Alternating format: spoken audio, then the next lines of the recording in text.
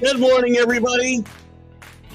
Keith Angle for TGI Sports Talks Sunday Stream of Consciousness. How is everybody today? I was in such a rush coming off of Mac and Jack and Jim show that I forgot to run the promo. We're live on Northeast Stream Sports and simulcasting on Let's Talk Sports and also, of course, on TGI Sports Talk.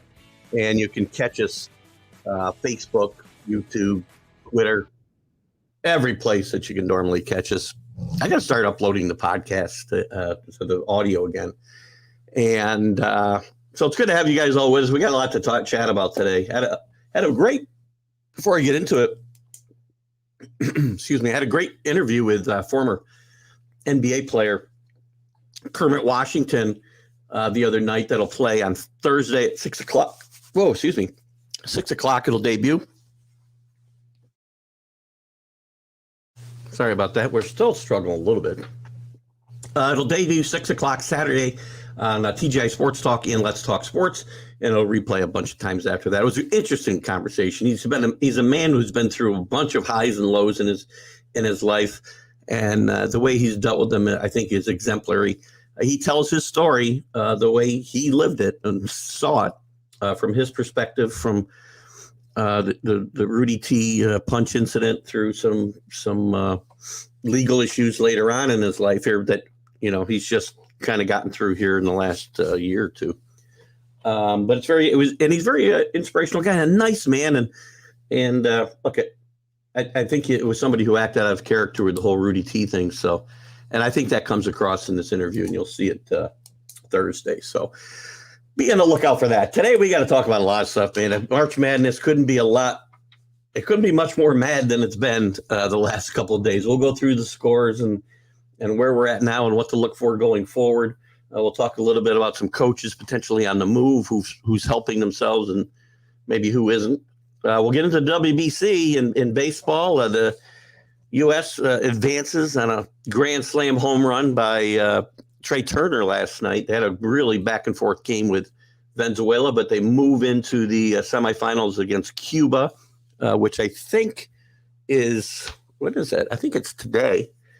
We'll talk about that. Japan will play Mexico in the final.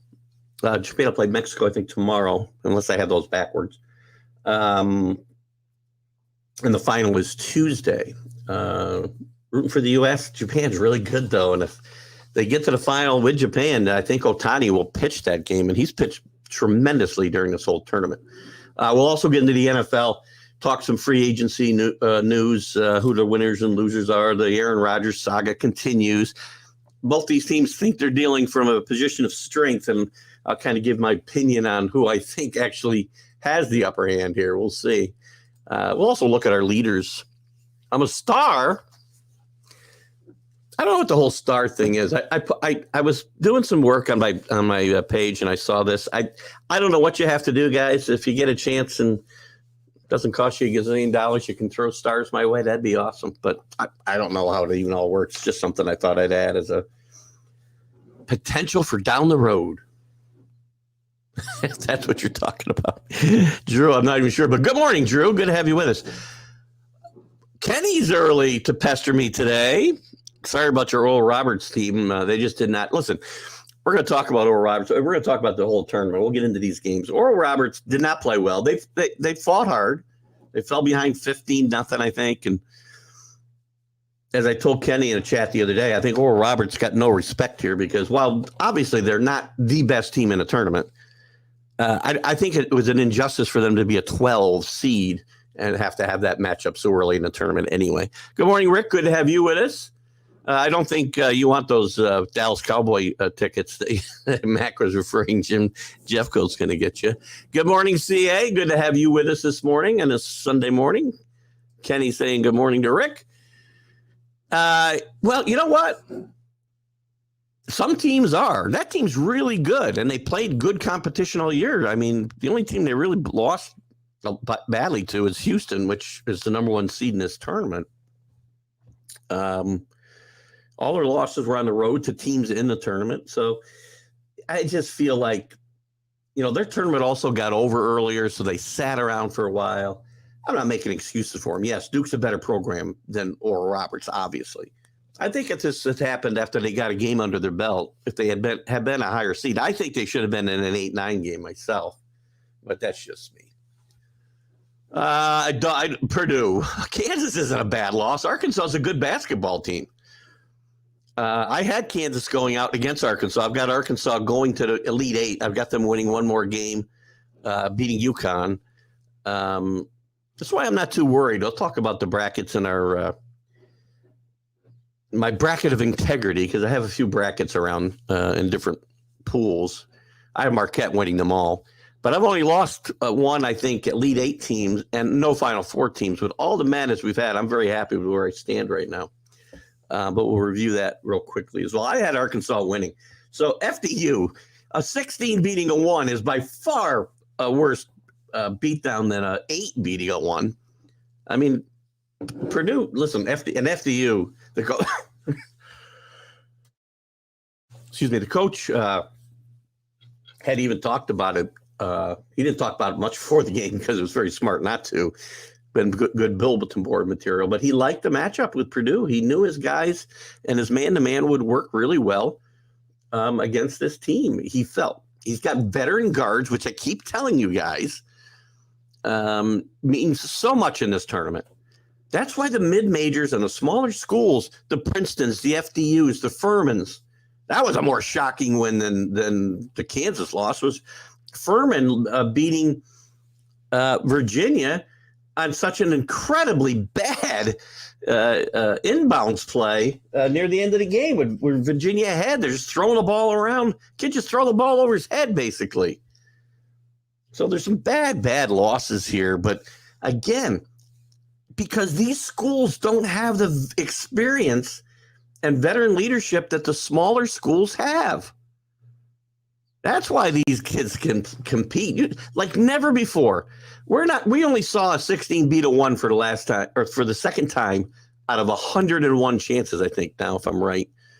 But it's not the last.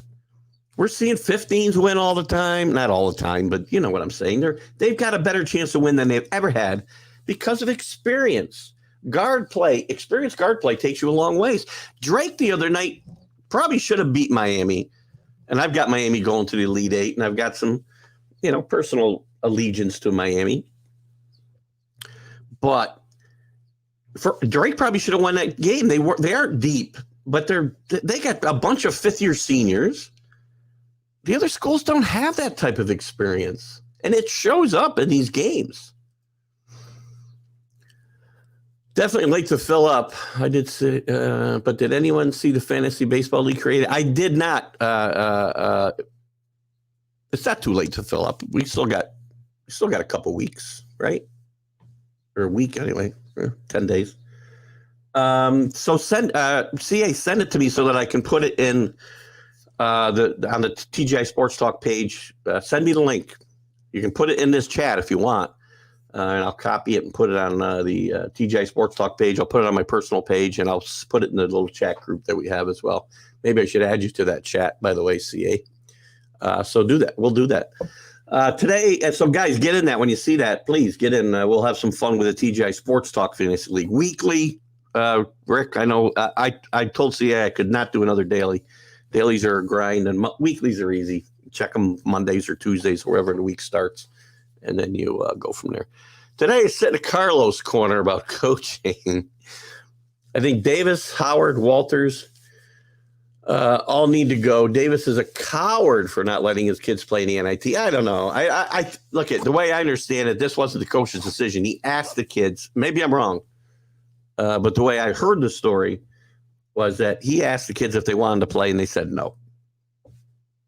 So the NIT, still has its worth. I mean, you get some experience in a tournament. A lot of times these teams go anyway, and they go out in the first round. You saw what happened to Rutgers. And but again, there are times that coaches need to go. I don't know that I'm in favor of dumping Hubert Davis just yet. He's only in the second year. He's replacing a legend. And it's not like they totally bottomed out like they did with Matt Doherty. After he replaced Bill Guthridge, who replaced Dean Smith, but even Bill Guthridge, in a way, was a legendary figure in North Carolina because he'd been Dean Smith's right-hand man for so long. And I don't know why, but I'm not on the Howard and Walters. Help me out, Rick. I don't know where. I'm not sure where they are. If the kids said no, then get new kids. Well, there is that. I don't know. It's hard for these major programs. The NIT really means nothing except for getting kids experience.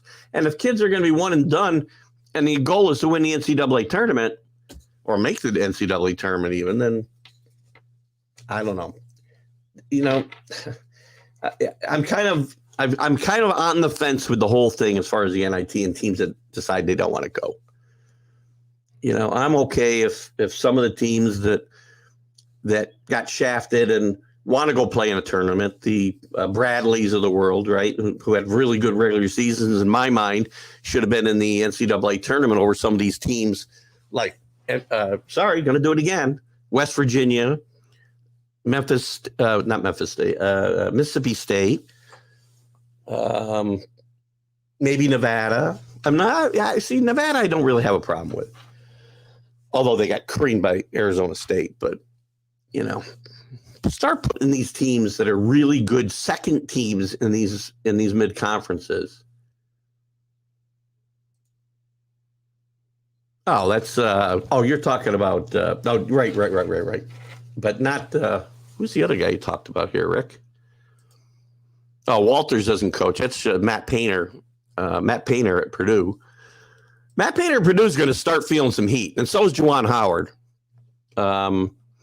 Michigan underperformed most of the year again this year, like they did a lot last year. He had one good run, I think, during the COVID season. And they've struggled since. They struggled in the tournament last year. This year they got to a horrible start, and they had to make a run late in the season to get there, and didn't get there. Yeah. So, but Matt Painter, listen, year after year, he's got some of the best teams in the country. But that game against FDU is exactly the kind of game major conference teams, even number one rated teams, lose because of inexperience in the backcourt. If you're going to continue to draft kids that are going to be one and done, two and done, whatever it is, and not get kids experience behind them, well, that's what's going to happen because they couldn't get the ball to Eddie in the middle.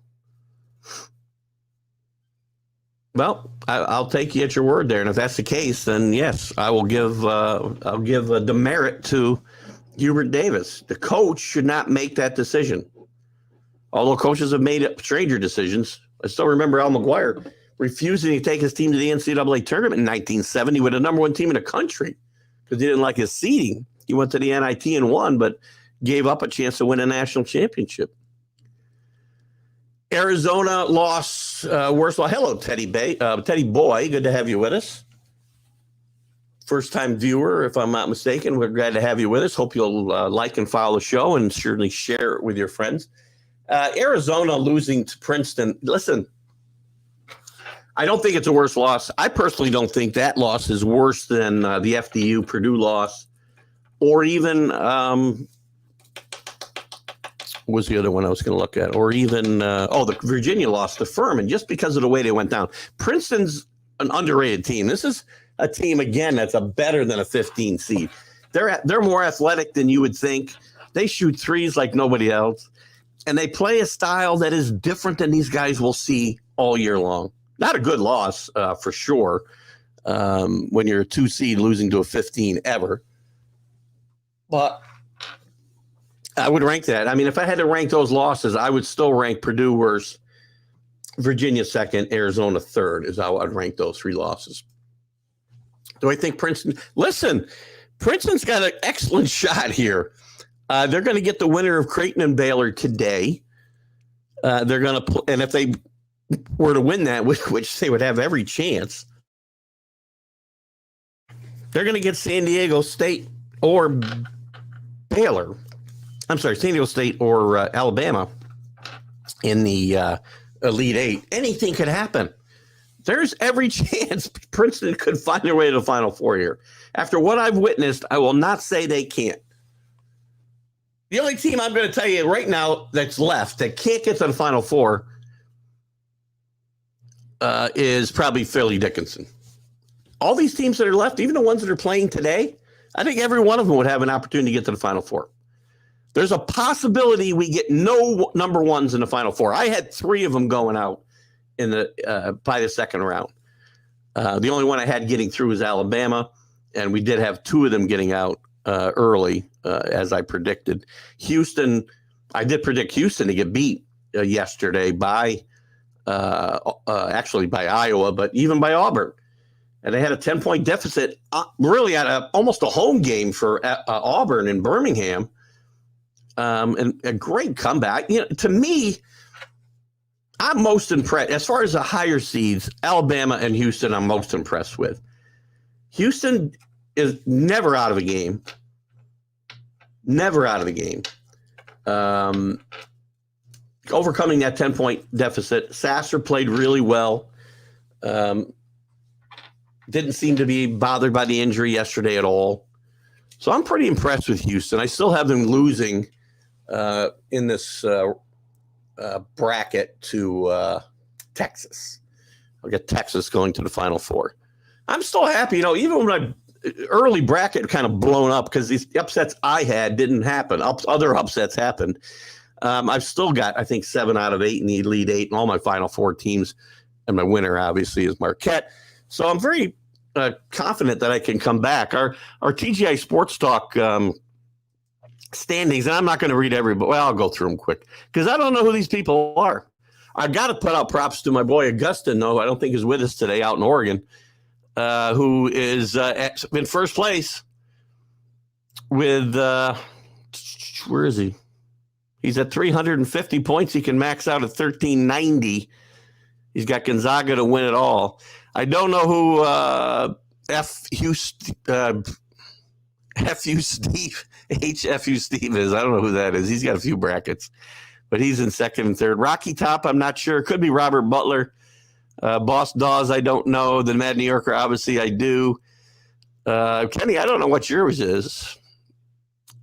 Or anybody else, to be honest with you, other than Alan at last place. Sorry, Alan does have Marquette winning. And the guys who really took it on the nose with the number 1s and 2s going out. Arizona was the Mad New Yorker. He was out early. Kansas, Boss Davis, don't know who that is. Boss Dawes, excuse me, I don't know who that is. Duke is one of HFU Steve's picks, as was Arizona, as was Penn State. I don't know who the sports nut is. So anybody who might have heard these, this tournament's still wide open. What do you got here? Teddy Boy. Let me get in his comments. Got a lot of stuff here. Were you surprised they beat Missouri? Missouri. My wife was getting on me last night for saying Missouri because that's how the late Mark Littell, one of my favorite interviews I've done, former relief pitcher with the Kansas City Royals, taught me how to say Missouri. I wasn't surprised they beat Missouri, no, actually, and I was very happy because in a survivor pool I'm in, worth $6,200. I'm still alive. I'm taking Xavier today. You can only pick a team once. 78 people went out on Missouri yesterday, so I was very happy to see that.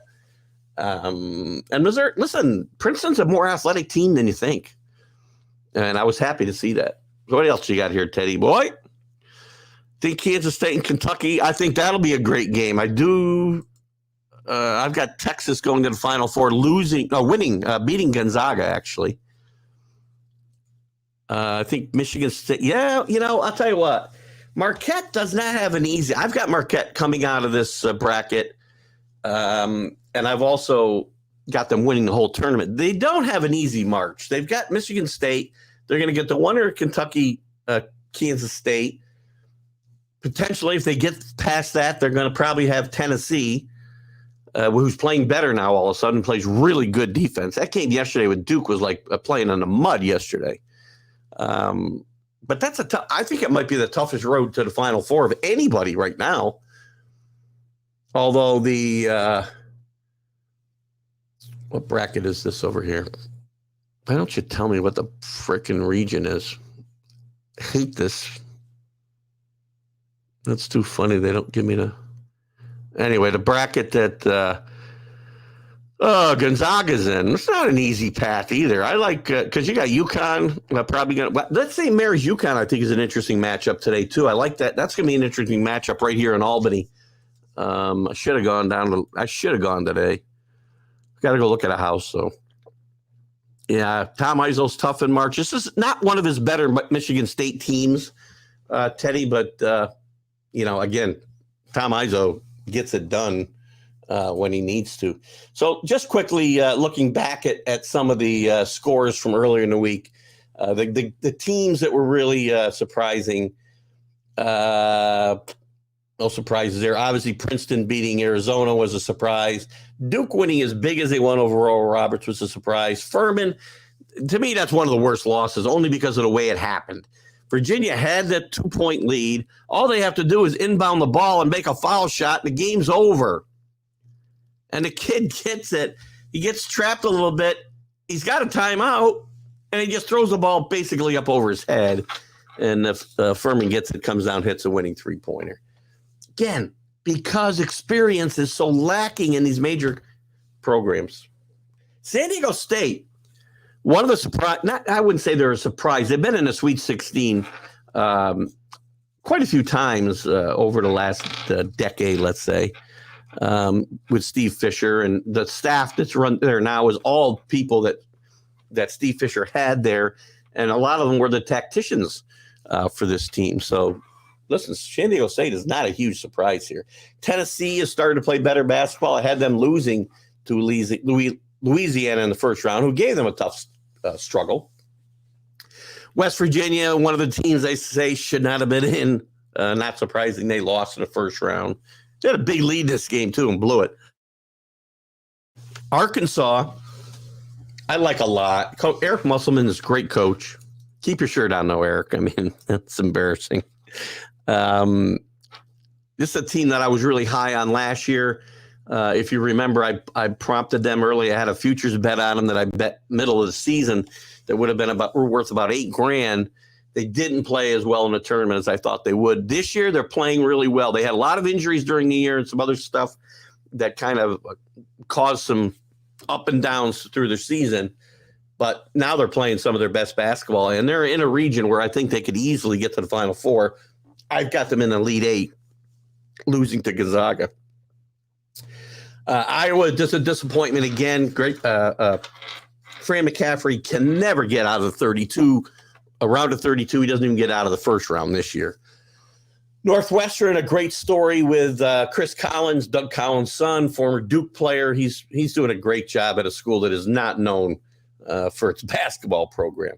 Marquette handled Vermont easily. We'll see them today against Michigan State. Gonzaga kind of let Grand Canyon hang. This game was never in doubt, but they let Grand Canyon hang around a little bit too long. They've got a matchup today. Who do they got today? Where am I? Let's look over here. They got TCU today. Another good matchup and another fun game to take a look at, I think.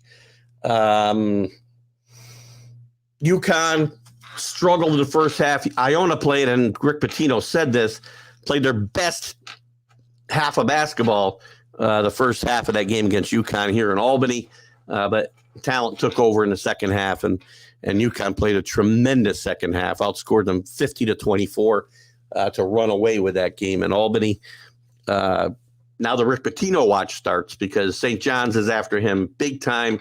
There's some guys, big time donors to the school who are willing to pony up a bunch of money for Rick Pitino. The problem there is the facilities are not good. There's no campus. It's hard to recruit. Mike Anderson did a good job, though, recruiting quality players, but he couldn't coach them.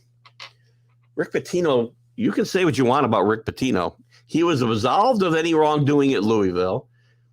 and he was basically ostracized for it. Iona was the only one that would give him a job. And he said then it was going to be his last job. But look, he's 70 years old. He said he wants to coach 10 more years. He wants another shot at a national championship. He's not going to get it at Iona.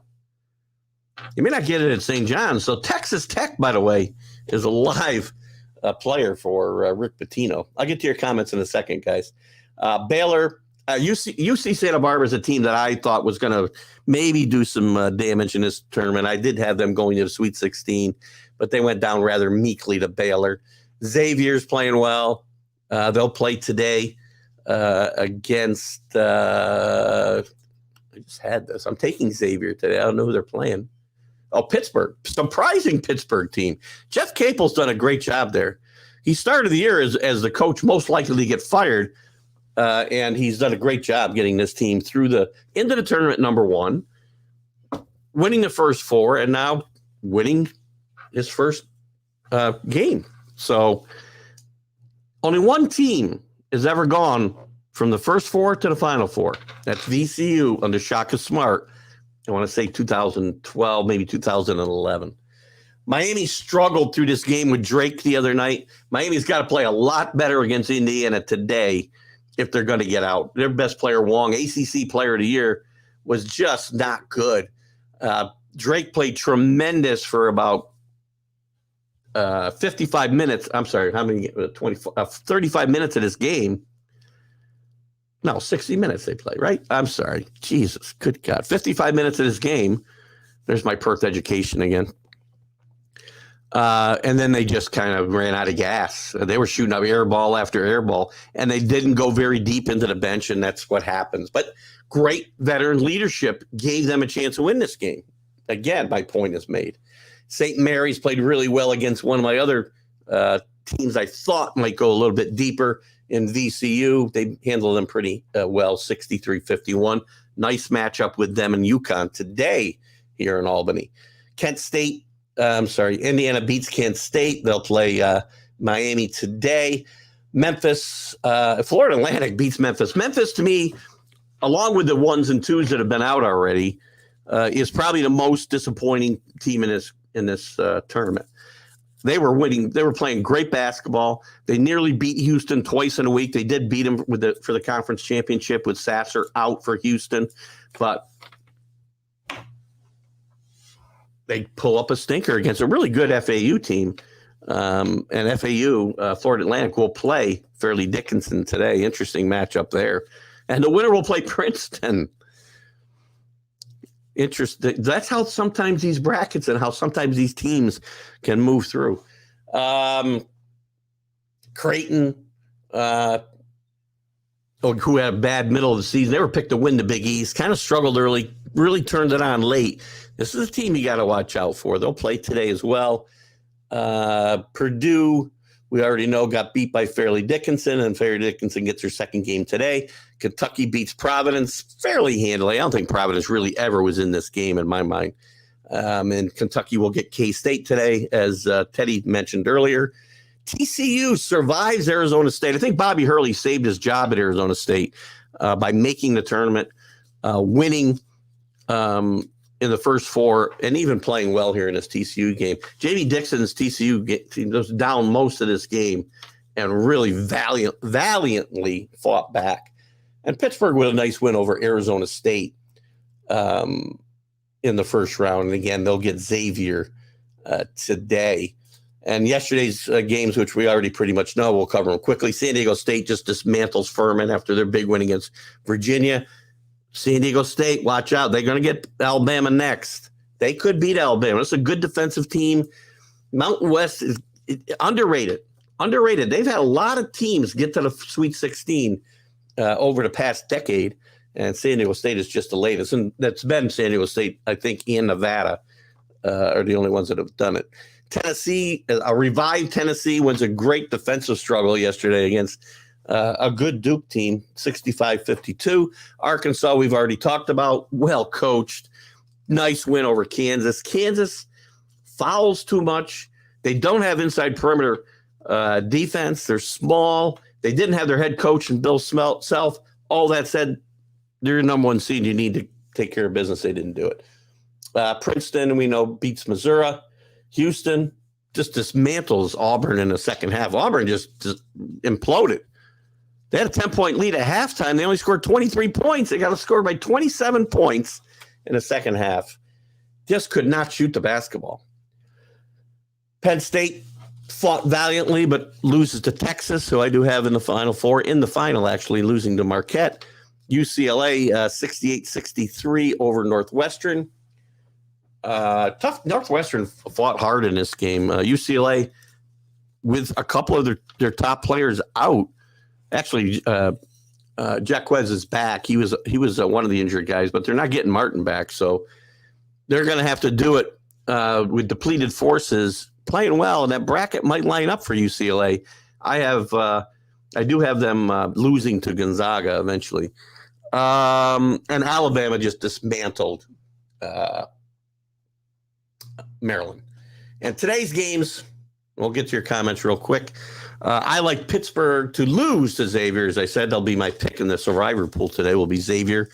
Kentucky and Kansas, good matchup. I like Kansas State to get through this. Marquette, Michigan State. There's some really good matchups for the second round here.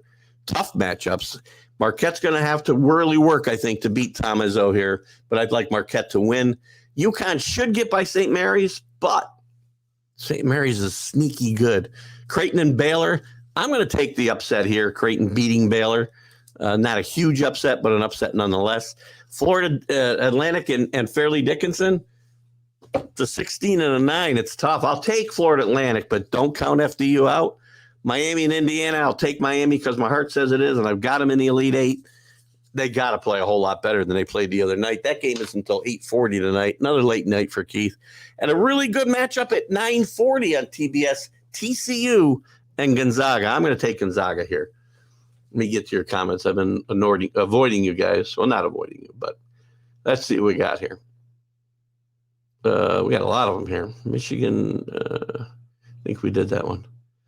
I think CA, ESPN Second Chance Tournament Challenge closes in about 14 hours. Maybe we can open up another one. We'll see if I get a chance today. I got a busy day. I got to go look at a house. I got to... live allow link to weekly. Yeah, do that, please. Post it, CA, and we'll get some guys in there. You don't think Xavier's playing that well?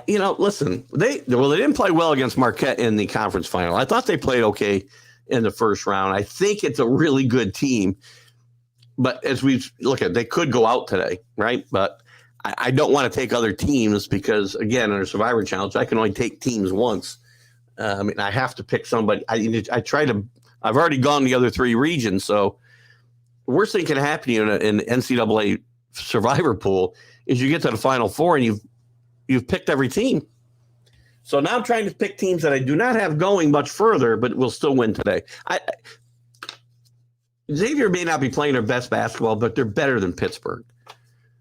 Pittsburgh just snuck in this tournament. They're playing good. Look, they've won 2 games. They're coming from the first 4. And maybe they'll be that team like VCU was and go from first 4 to Final 4, but I don't think so. What do you got here, Teddy? Kennesaw State should have beaten Xavier. I don't know. Why do we think that? They must have played Friday, right? I know they gave him a game for a little bit, but Xavier, you're right, only won by 5. Should have, but didn't, right? I mean, again, sometimes you got to get a game under your belt, and then you're fine. Upsets happen early, and they could get upset today by Pittsburgh. But as you go through the tournament, the chalk usually starts to become, I should say, the chalk starts to level out and rise to the top. That's what tends to happen in these tournaments. That's why you don't get a lot of 11 and 12s. It can happen, and it may happen this year. Heck, you might get a 15. But, the further you go, the better the good teams are. And Xavier gets by that game. That's why I think Xavier now will spring. I think I've only got him winning one more game. So I'm not saying Xavier's going very far. Purdue lacked aggressive demeanor. Again, Carlos, I've tried to point this out to you specifically for a long time. Veteran guard play. FDU had it, had a game plan. Purdue could not get the ball to Eddie as the game wore down because they have inexperienced guards. That's the deal. That's the deal. And that's why these teams, again, the FDUs of the world, the mid-majors and small, even smaller schools like FDU, St. Peter's last year, they've got a chance to win these games because they have more experience. And it matters in these big games and big moments. You know what? Do not take away. We do this all the time. Fairleigh Dickinson had something to do with the way Purdue was able to approach this game. Now, could they have been more aggressive? Sure, but they just got beat. Listen, that day, FDU was a better team and better coached. You know what? Again, about a month ago, 6 weeks ago, I was really saying this was Rick Barnes' best team. Then they went in the tank. Their problem is they can't put the ball in the basket. Now, yesterday, Duke put the ball in the basket less. Tennessee's defense is really good. Probably, again, Rick Barnes' best defensive team ever. But they got to put the ball in the basket, and they've had a lot of trouble doing it. But this bracket makes it possible that they can still get to the Final Four now. Arizona State did very well what they had. Bobby Hurley certainly saved his job, I believe, with his effort, his team's effort at the end of the season in the Pac-12 and his dismantling of Nevada in the first four and almost winning this game in the first round. It'll take a couple minutes. I'll check back here about 5 minutes after the show. It should be in the comments. Okay, very good. Put it in my messenger if you would as well, just so it's easier for me to find, would you, CA? Thank you.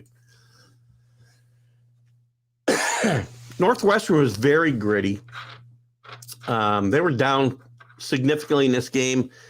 Fought back. These are the time again. Northwestern isn't a mid-major, but they're not a major basketball school, so they don't have kids going there that are one and done.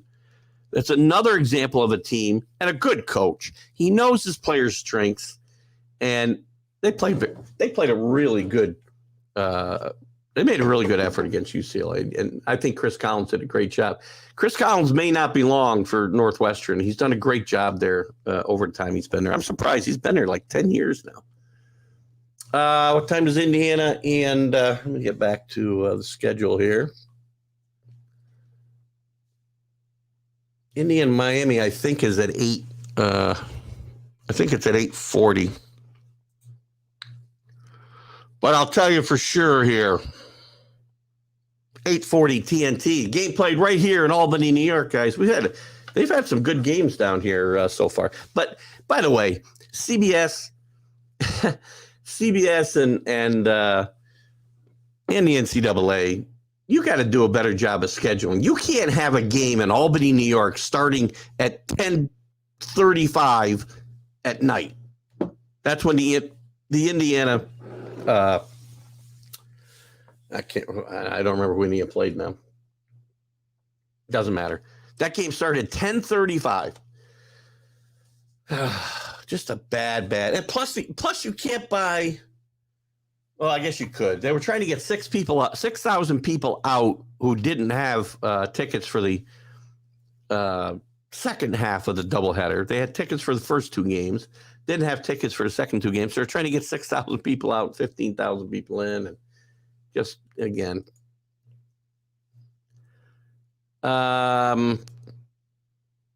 Here I'm going to put my.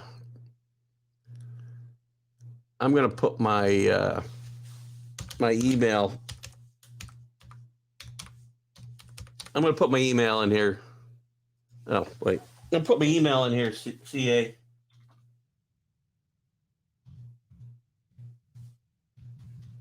we go. So send it there. Indiana, Kent State, thank you. That game can't start at 10:35 on the East Coast. That's just crazy. I mean, it can start at 10:35 if it's being played in California. It can't be played in Albany and start at 10:35. Why can't college football do the same as basketball? In what regard? again, we're heading towards a 16-team playoff. Sorry, Basement Bob, don't sue me again. But I don't think we can do 64 teams. I'm not sure if that's what you're talking about, Kenny, but I do want to see, again, NCAA football, 16 teams. You got I think 10 conferences that play. It's not nearly as many as basketball. The conference champions go, and 6 at-larges. I don't know why I get all these posts. Anyway, so that's where March Madness stands. I've still got my teams alive, as I said. I sit in the middle. I don't know who all these people are. I just know Alan and I think just Alan. And I know Kenny's got a bracket. I don't know what the name is in there. So I've still got Alabama and I got Arizona out. So I got Alabama in the Elite Eight still alive. I've got Tennessee in the Elite Eight still alive. I've got Marquette in the Elite Eight still alive. I've got Arkansas and Gonzaga in the Elite Eight still alive. And I've got Xavier and Miami and Texas in the Elite Eight still alive. So, and the Final Four, obviously, I have Texas, Gonzaga, Alabama, and Marquette, my winning team. Marquette beating Texas in the final. You can see my sheet of integrity on the TGI Sports Talk brackets on ESPN. All right, what else we got here, guys, before I move on? The NCAA should get rid of the rule about needing to play Division I for a year. I definitely agree with this. We had an instance, and I can't remember who it was now. We had an instance. It happened both in baseball. It happened in basketball. Happened in basketball here. It also happened in football to either Old Dominion. Was it Old Dominion or was it James Madison? One of those teams won their league and was ineligible for a bowl because of it. Their time. Why aren't you eligible 1 year? Why do you have to wait? Most teams aren't going to be good enough anyway. I wish I could remember the team this year that wasn't able to win their. Might have been the team. It might have been the league Fairleigh Dickinson won. Now that I think about it, I think college football should have a host city for the Final Four for both semifinal games. That's probably not a bad idea, and I think if they were to expand to 16 teams, you might see something like that. And I think it would be a great experience, right? You could play both semifinals and a final in one spot, just like basketball does. That idea I like a lot. Let me see if I can figure out. Because I think that team couldn't even play. I can go through this quickly. I might find who we're talking about as far as wasn't eligible this year. I don't know why I want to say it was. It's interesting because if I'm right,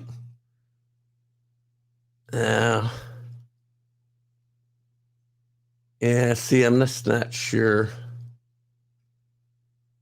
Just not sure. I can't pick it out.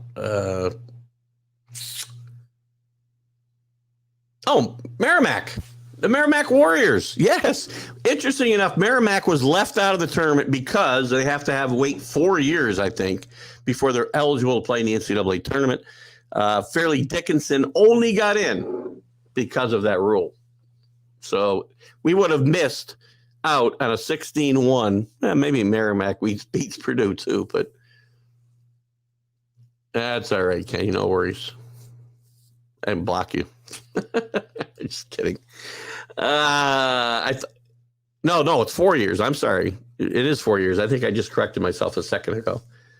I was saying this year there were instances in college football and in college basketball where they weren't eligible. And it was Merrimack Warriors out of the Northeast Conference that was ineligible. They won the conference and ineligible to play because of that rule.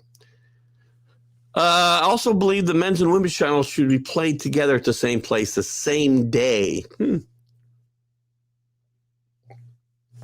Well, not a bad idea either, Kenny. It would help the women's. I think it would help the women's case as far as getting exposure.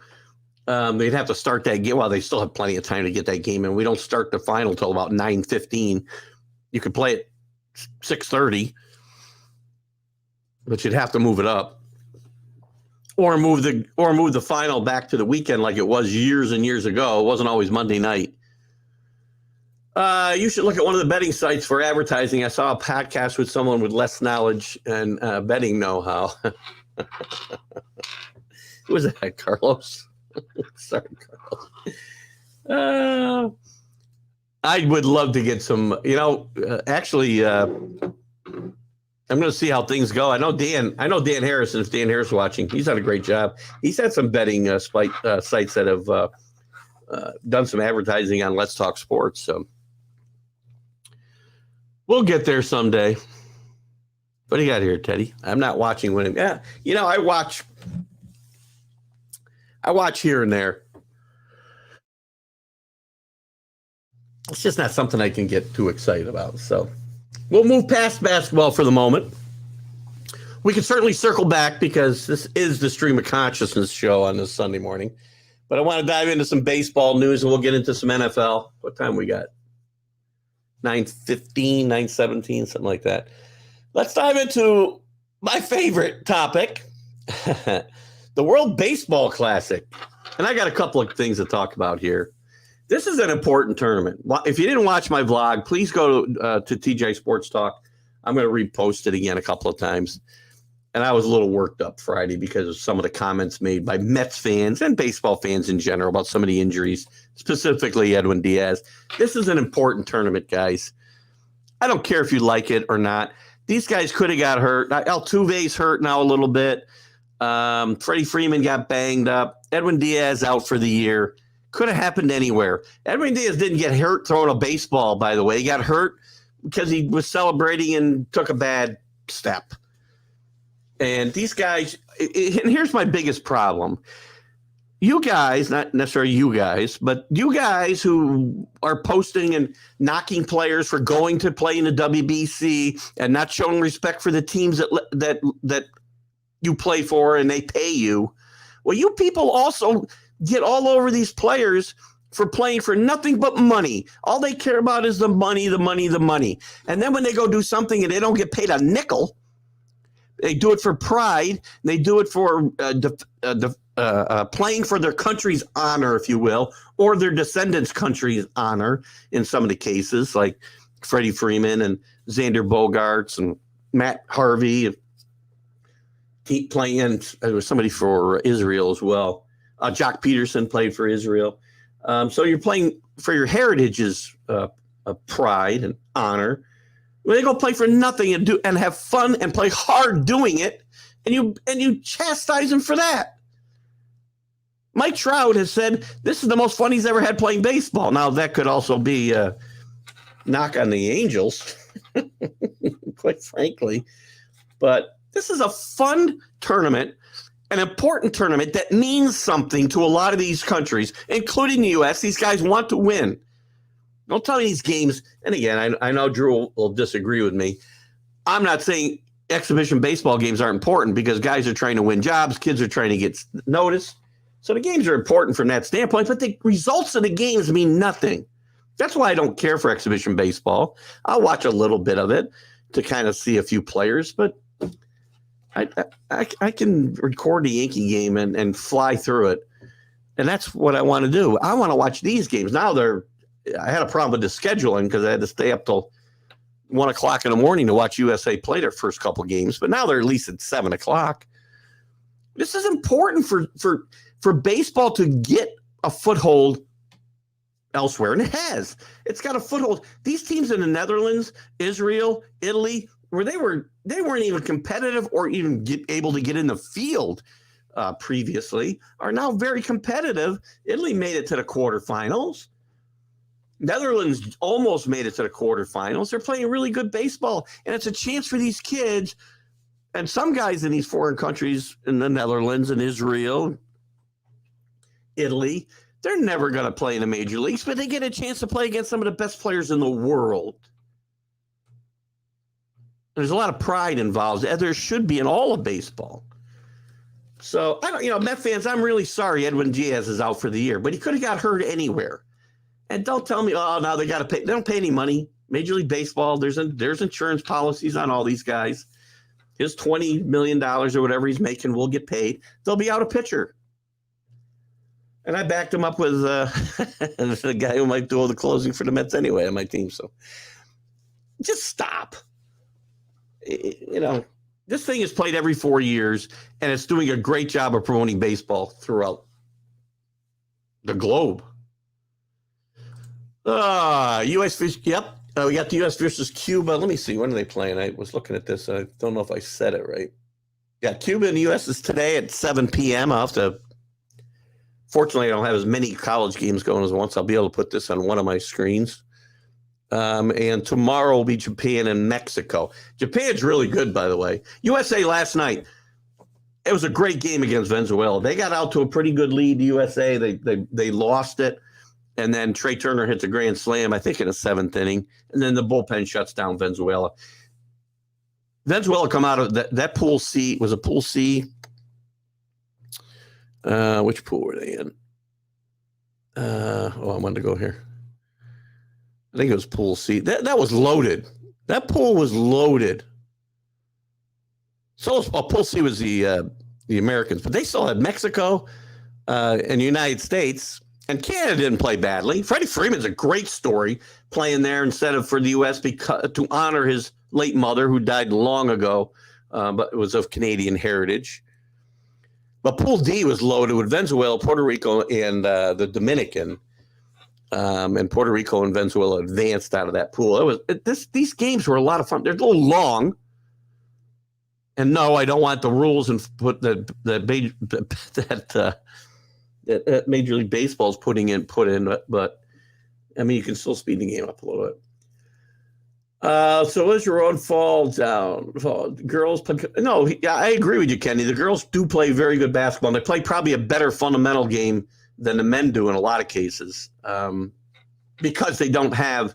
I'll probably get in trouble for this. Sorry, they just don't have the same athletic ability that the guys do. They just don't. But they can still play fundamental basketball and be very good at it. So, but it's hard. I've never, and not that you're wrong, Kenny, at all. I just never have been able to get into the games as much, and maybe I should have, and it's probably my fault. There's just so much else going on.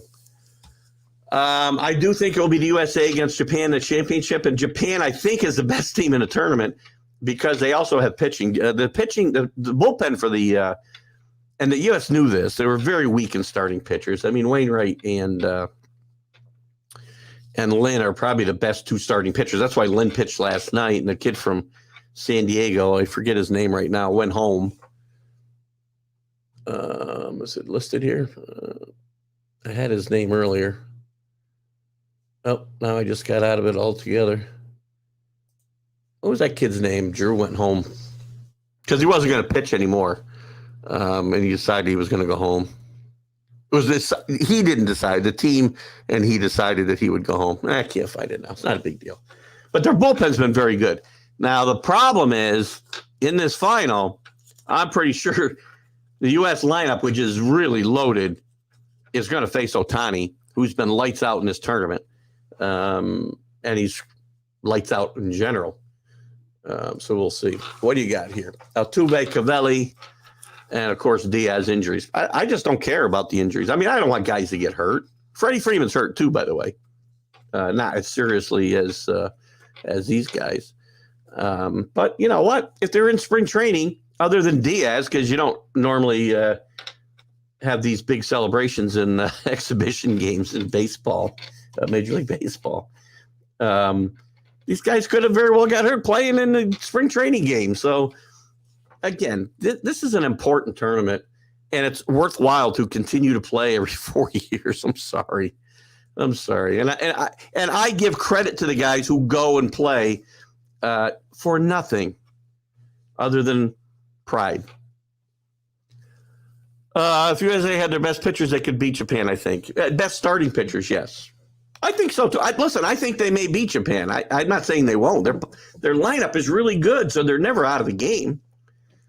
But, I mean, I think if the best starting pitchers decided to go, and it's not like the USA didn't want, Max Scherzer or Justin Verlander or whoever else you want to mention, but they didn't want to go, which is fine. I don't have a problem with that. That's their decision. Teams are well aware of the risk, and most of the teams are very good about allowing their players to go, and that's why there's insurance taken out on these guys.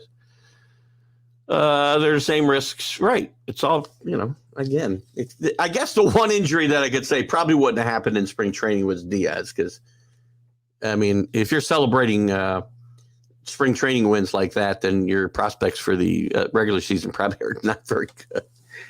Teddy's played fast pitch softball with Keith and coached women, but I put my women team against any men's team. I think I'm being dissed there, Kenny. I'm not sure. No, listen, I'm not. Listen,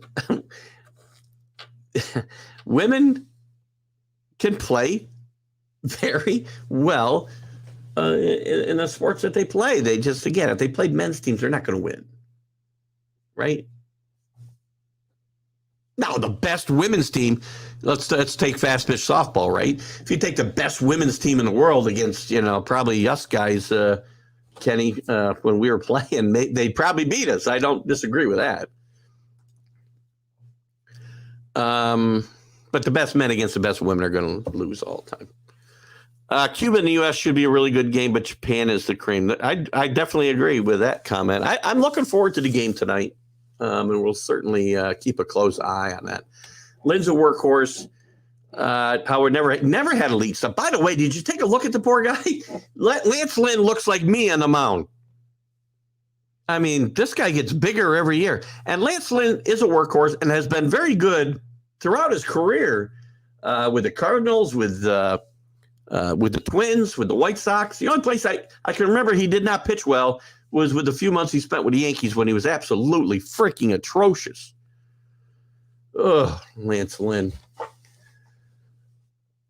Dan Harris is with us. Great to have you with us. Not sure how many Met fans will enjoy how much fun it is. Well, that's their problem. I don't know what to tell them. Because Met fans, and again, Dan, thanks for tuning in, Dan. Always good to have you. Dan Harris from Let's Talk Sports does a great job over there. Has helped me get some of the guys I've been chasing around for years for interviews. We got some good interviews coming up, by the way. Kermit Washington, as I mentioned, will be up Friday. I'm going to have Rick. I'll have where'd my list go? Here it is. I'll be doing an interview that will air the week after with Matt Robinson, former Bulldog quarterback. Led them to I think a 10-1 season in his senior year, and then played with the Jets. And I said the Browns before, but it wasn't the Browns. It was somebody else. Then we'll have Jim Kern at some point. Jim's was sick, and we got to reschedule a little bit. We got Chuck Foreman coming up very soon, and also Irving Fryer, former Patriot and Dolphin and Nebraska Cornhusker great, we'll have on soon too. So thank you for that. And as far as the Mets fans go, they're the ones that I'm talking about. When you sit and you bitch and moan, excuse my French, about players and they don't care about anything but the money, but then they go play for the pride of their country, and now we're going to rip them for that because a team that's paying you loses out on your services. Shit happens. No, they can't. Oh, no, we're getting to a little bit now. But the basketball and women's, they can't. I'll agree with Teddy here, Kenny. And I don't want to belabor this point too much because who knows? Facebook will probably kick us all off. The best women will never beat the best men. But that doesn't mean the best women can't beat any men. But also, I guess Teddy's talking about basketball and women's. Basketball is smaller than the men's, but the rim is the same size, and it's easier to make a basket in the women's because the ball is smaller. Okay, that's fair enough, I guess. But again, they don't dunk. They don't have the same. Listen, it's a better fundamental game. They have to do well. They can't just run up and down the floor and dunk and throw up 3-pointers. Although some of these women are really good 3-point shooters. And listen, I've been a fan of a lot. Sue Bird is one of the best college and professional players I ever watched play. But again, matching them up against the men isn't going to work. Title IX was well intended, but illogical. Well, here's the other. Yeah, so logical. Well, let's not get into that whole debate. But we also have other problems with women's sports today, as they're not all women. I don't think we've had that leak into major college competition. I don't think. But I know we've had it in swimming and tennis, and whatever. I mean, again, it's a world I don't recognize some days. Japan would make a better story, I feel. You're probably right, Dan. I mean, I think either one's any of these teams is a good story. And I think any of these teams could win. I think Japan's the best team. Here, obviously, it's a better story if the U.S. wins. And by the way, Dan, I got to tell you, since we're on this topic, I know this isn't your fault, but you got some pull over there in Great Britain. They got to do something about the uniforms when they play again. I know baseball's not the national pastime, but you need something other than uniforms where somebody was ironing on the Great Britain on the front of it before the games. And one of the games, a pitcher's tee in Britain fell right off his shirt on the mound. I mean, oh my God, they were the worst uniforms I think I've ever seen. Oh, sorry. Anyway, Dan, see what you can do about that, would you?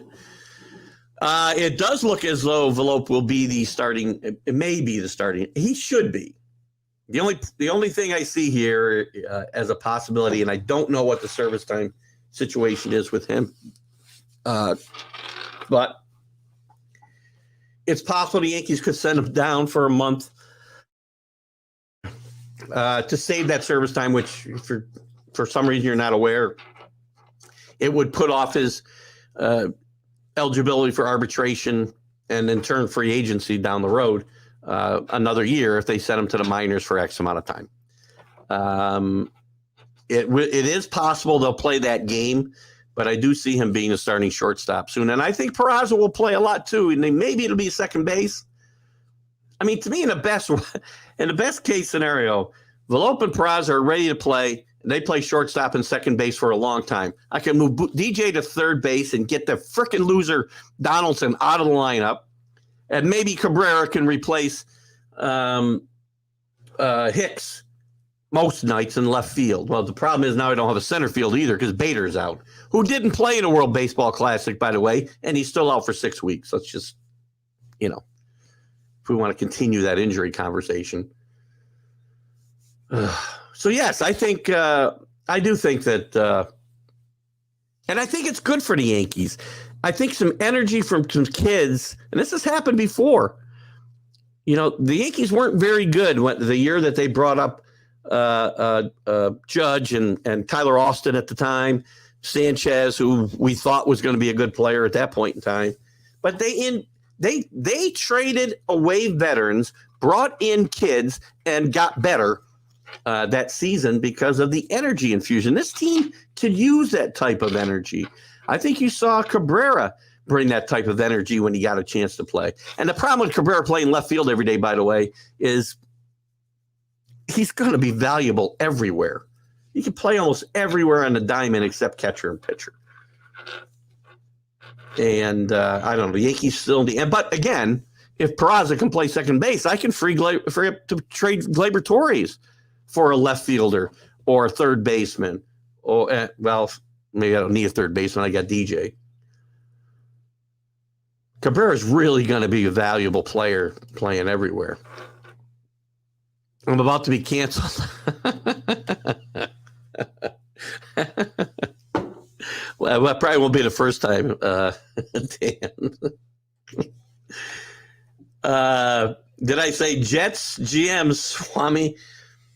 I haven't said Jets yet. We'll get to the Jets in a little bit. Let me finish up some baseball chatter, and we'll we'll move on to the Jets. But we're going to talk a little bit about the Aaron Rodgers saga, which continues. I mean, he says he's a Jet, but he's not until Green Bay says he is.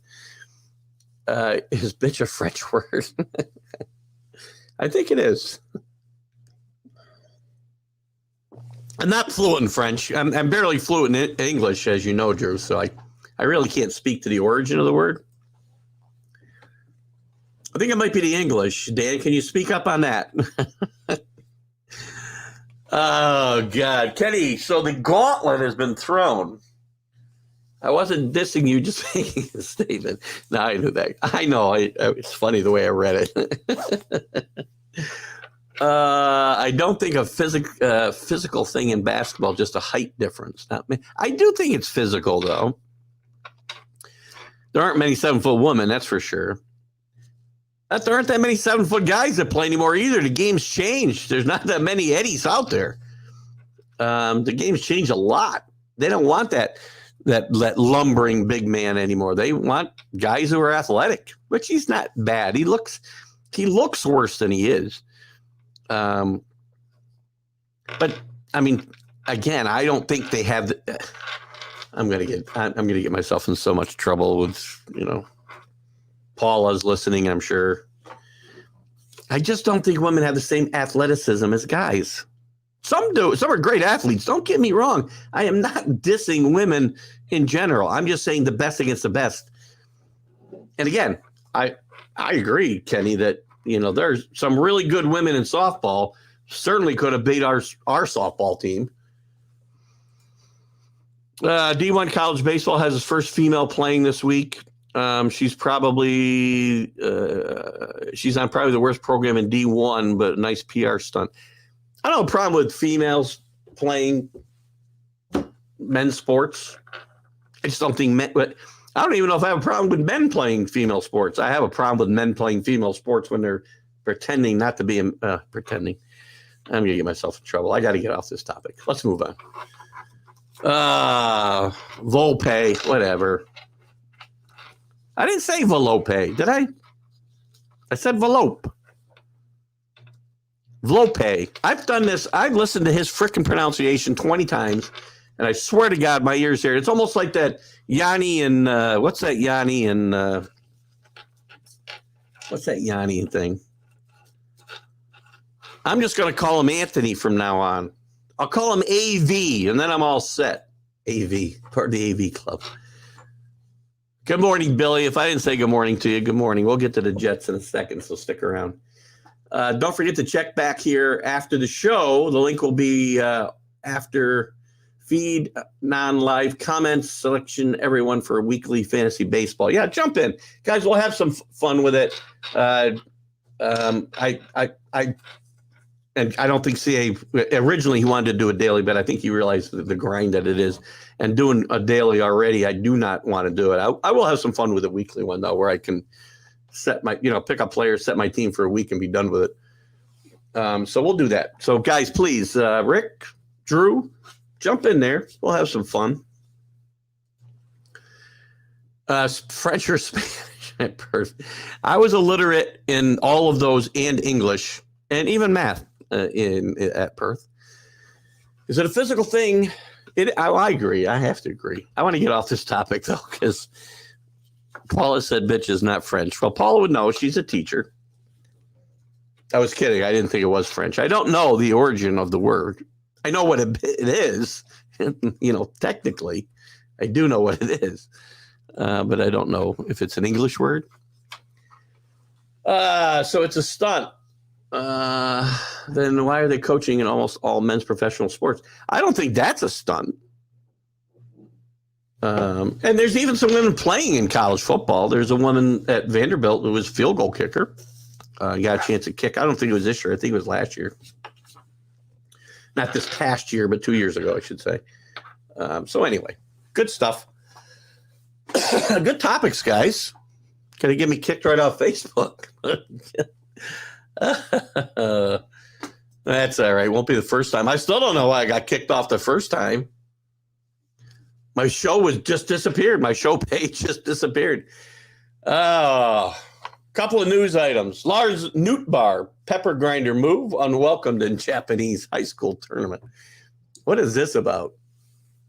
The fun-loving gesture by the St. Louis Cardinals outfielder does not appear to be welcome in Japan's popular high school tournament.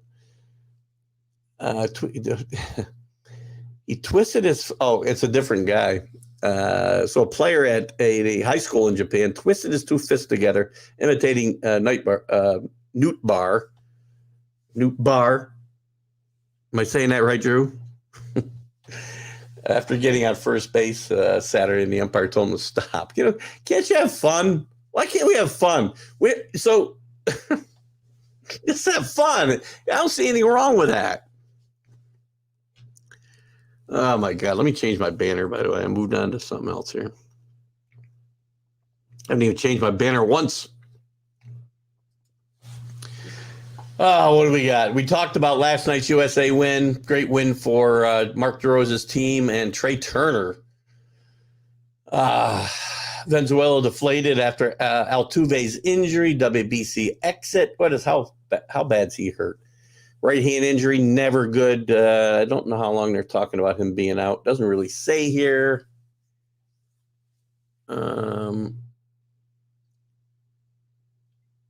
We held the innings of fifth inning. We knew. We found. Oh, he suffered a fracture. So he's going to be out a bit. That'll hurt the Astros a little bit. So going to be a little issue there. By the way, Drew, you and I got to get together and schedule. We're running out of time here, and I want to get something for the months out. We'll schedule a day and time, if you're still willing to do it, with our Major League Baseball preview, which has been a big hit the last few years. We've gotten a ton of hits off that the last few years. So thank you to the groups that let me share that. Major League Baseball head Tony Clark says the rule changes could look different in the season. Oh, well, sure. Again, why do we have these rules? He claims the baseball rule changes would have gone more smoothly during spring training if players' thoughts had been incorporated. I don't disagree, like not doing it. Why do we need a pitch clock? Why do we need to eliminate the shift? Why do we need bigger bases? Why do we eliminate pickoff plays? First of all, you want the offense to improve because you want to have more stolen base attempts. Stupid. Artificial way to try, you think, Rob Manfred and ilk, to improve a game that doesn't need improving that direction. It needs to improve in pace of play and batter's approaches to hitting. That's what needs to be improved. Stop listening to video game freaking distributors telling you how this game ought to be played. You've got rules in the books to improve the pace of play. Just enforce them. And as far as the hitting and the shift goes, how about guys just teach guys to hit the ball where the players aren't? That's the way it's only been done for 150 years. But I guess that isn't good enough for Major League Baseball. You're already seeing guys starting to exploit some of these rules, and it'll get ugly, just like everything does in Major League Baseball. Has it improved the pace of play? I'm sure it has. I don't have the numbers in front of me. I do remember seeing something a week or so ago where they knocked 20 minutes off the average game or something like that. But still. Nick Martinez, that's the guy I was trying to think of with San Diego. He left the WBC and he's returned back to San Diego so that he can pitch, which I think is a good idea. I mean, one thing where I can say there might be some downside to the WBC, especially it's the time of year that it's played, right? But when else are you going to play it? You can't play it after the season when these guys have had a long grind. You can't stop the Major League Baseball season for 2 weeks. But some of these pitchers, if they're going to sit around and not pitch, and I'm sure they still have their work that they do in between, just like they would have it in spring training. Let me see what we got here. Crazy, Kenneth. Males are overwhelmingly superior before each. Oh my God, I got to get off this before I get canceled by the women.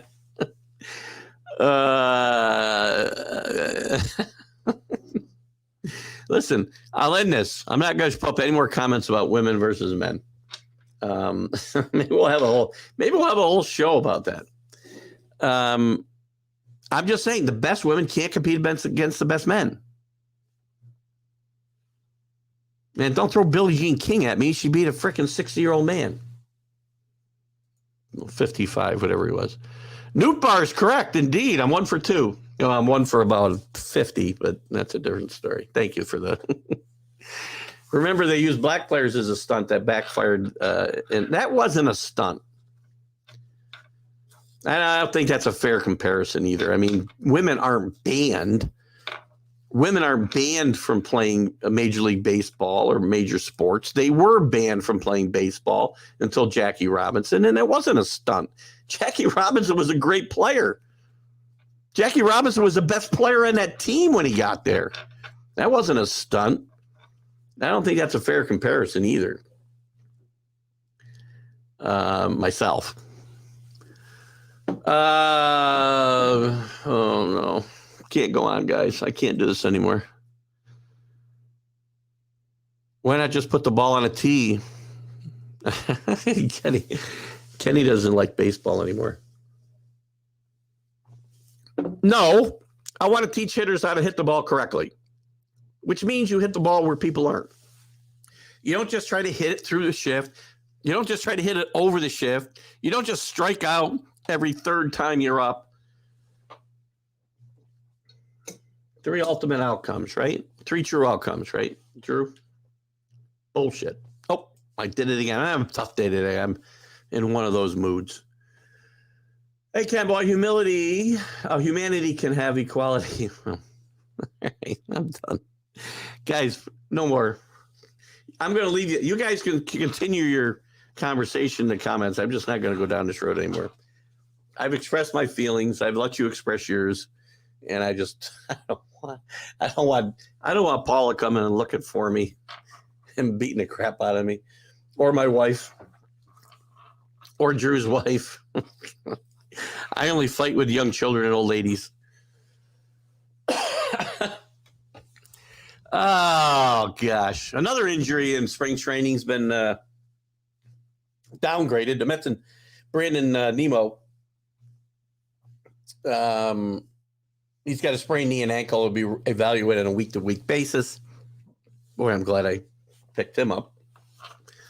But I guess I thought I saw that this was downgraded a little bit from what they originally thought it was, and he might only miss a few weeks. So we'll see how that works out. Sergio Romo signed with the Giants. This is an interesting story.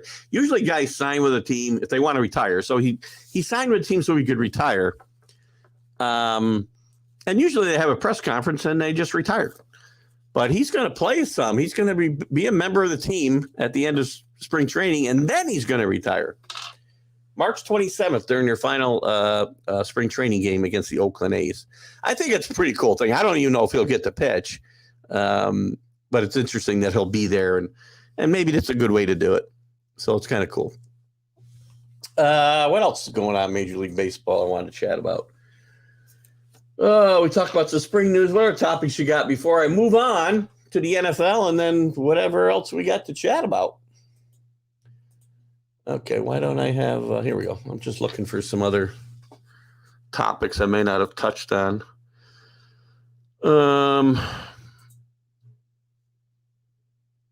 Did Kate Cavalli get hurt during the WBC, by the way?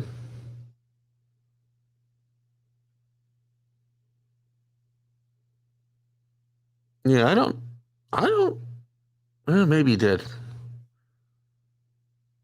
No, he wasn't pitching. I sorry, Joe, when you put that injury up, I thought you were saying he got hurt as part of the WBC. He wasn't playing there. Oh, I'm being truthful. No, your opinions are welcome here, Kenny. I just didn't want to belabor the point. That's all. It's all testosterone on this show, Kenny. Kenny, I'm not muting you. You know that. I've never muted you on this show. It's just not a topic we're going to solve here in this next 40 minutes. So it's all good, though. You're fine. You know me. You're never going to get muted on this show.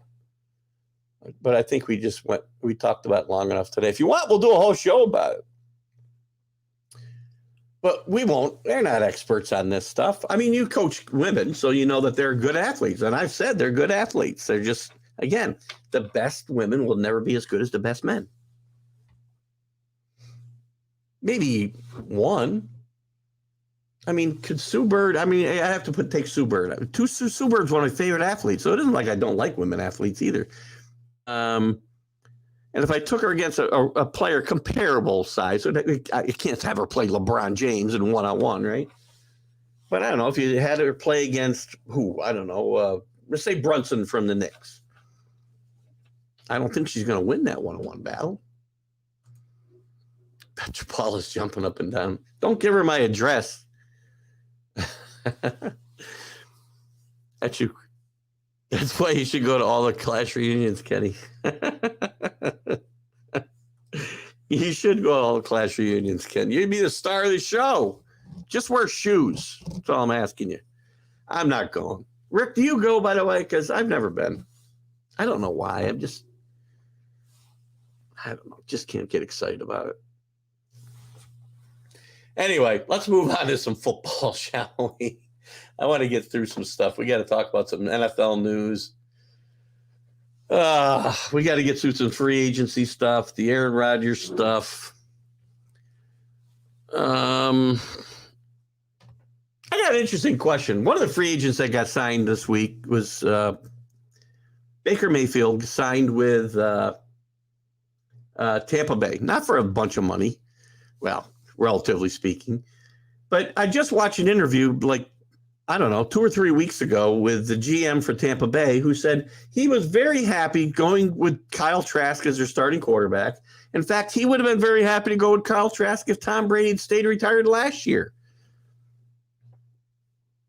I don't think they brought Baker Mayfield in here to be the backup. And I'm not saying they're wrong because, Kyle Trask hasn't had a chance to play. That team's going to be bad. That whole division is going to be bad. That NFC, unless Carolina does something in the draft and quarterback-wise, it looks like they're going for C.J. Stroud right now. I still think they should take Will Levis, but that's just me. You could see a surprise team. You can see Atlanta, for instance, who I like what they did in free agency. I still think Desmond Ridder won't be the quarterback. They did bring in Taylor Henneke to be to compete with him, I'm sure. But that team could be a surprise and win that division because it's going to be bad. New Orleans maybe will be better, but I don't like what they've done in free agency. I mean, they got Derek Carr, so they got a better quarterback. But again, Derek Carr's not taking you. Maybe he finds a way to win that division and get to a playoff game and lose. Maybe. Oh, sorry. Pats do sign another tight end. They got rid of Jonnu Smith and bring in what's his name?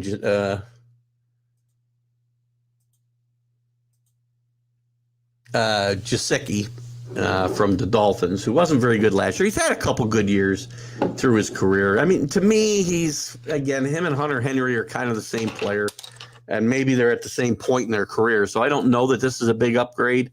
I think the Patriots will probably we'll look at some of the free agent stuff that was done. I'm not crazy about what the Patriots have done. I mean, they let Jacoby Myers go over and sign Juju Smith-Schuster for basically the same money they would have had to pay Jacoby Myers. They look at Jacoby Myers' injury issues, I think, the last few years, and his overall numbers are better in his career than Jacoby Myers, but those numbers were also mostly accumulated before the last couple of years. I would tell you right now that Jacoby Myers is a better player than Juju Smith-Schuster, and I cannot believe that that's going to be our marquee free agent signing. Jacoby Myers may not be a game breaker, but he's a guy that moves the chains and he catches everything you throw to him. Everything. He's had some injury issues the last few years. I don't think Juju Smith-Schuster for Jacoby Myers makes this a better team in any way, shape, or form. Of course, the other big news in the NFL is, Aaron Rodgers announced, obviously, a week ago, Friday, I guess now, that, he'll be a Jet next year. But no trade's been made. Both these teams think they're dealing from a position of strength. The Packers think since Aaron Rodgers is, since he came out of the cave and saw his shadow and decided, I'm going to play and I want to play for the Jets, that they've got the Jets over a barrel because they've got to make this move. And they do, by the way. Not a Jet fan, far from an Aaron Rodgers fan. I don't like his drama queen nonsense. I think he could be a disaster potentially in New York. But if I'm the Jets, with all the talent that I have on that team, that defense is ready to win now. They've got really good skill position players around him. They brought Lazard in from Green Bay to add to that complement. And if Hall comes back healthy, the running game is good. The only thing they don't have is a quarterback. And there is no plan B. All their plan Bs are signed somewhere else. Lamar Jackson's not coming here, guys. He's been franchised. They're not moving him. They can't get anybody in the draft. Now, you could sit Zach Wilson. Maybe if Zach Wilson sits a few years behind Aaron Rodgers, because Aaron Rodgers, for all his faults, and Green Bay did give him everything he asked for within reason, because they didn't have money to pay a lot of guys because they pay him $50 to $60 million a year. But you still, even with all of that, I still take a chance because he was good with Jordan Love. He did help Jordan Love to be in a position where Green Bay's confident going forward with him as their quarterback. Whether it works out or not is yet to be seen. So maybe playing and learning a little bit from Aaron Rodgers will help Zach Taylor. And maybe he'll still be the Jets quarterback in the future. But there is no plan B. There's no plan B for Rodgers either. Green Bay thinks they're dealing from a position of strength, but they have to move Rodgers to the Jets. Because he's not going to retire and forfeit, $50 or $60 million. He's going to let them cut him. If they don't trade him to the Jets, they cut him and they got to pay him. And he'll count he'll count significantly against the cap next year. So, and it's not like he can come back. So I think it's Green Bay who's got themselves their back up against the wall here in this whole Aaron Rodgers thing. Let me see what we got here.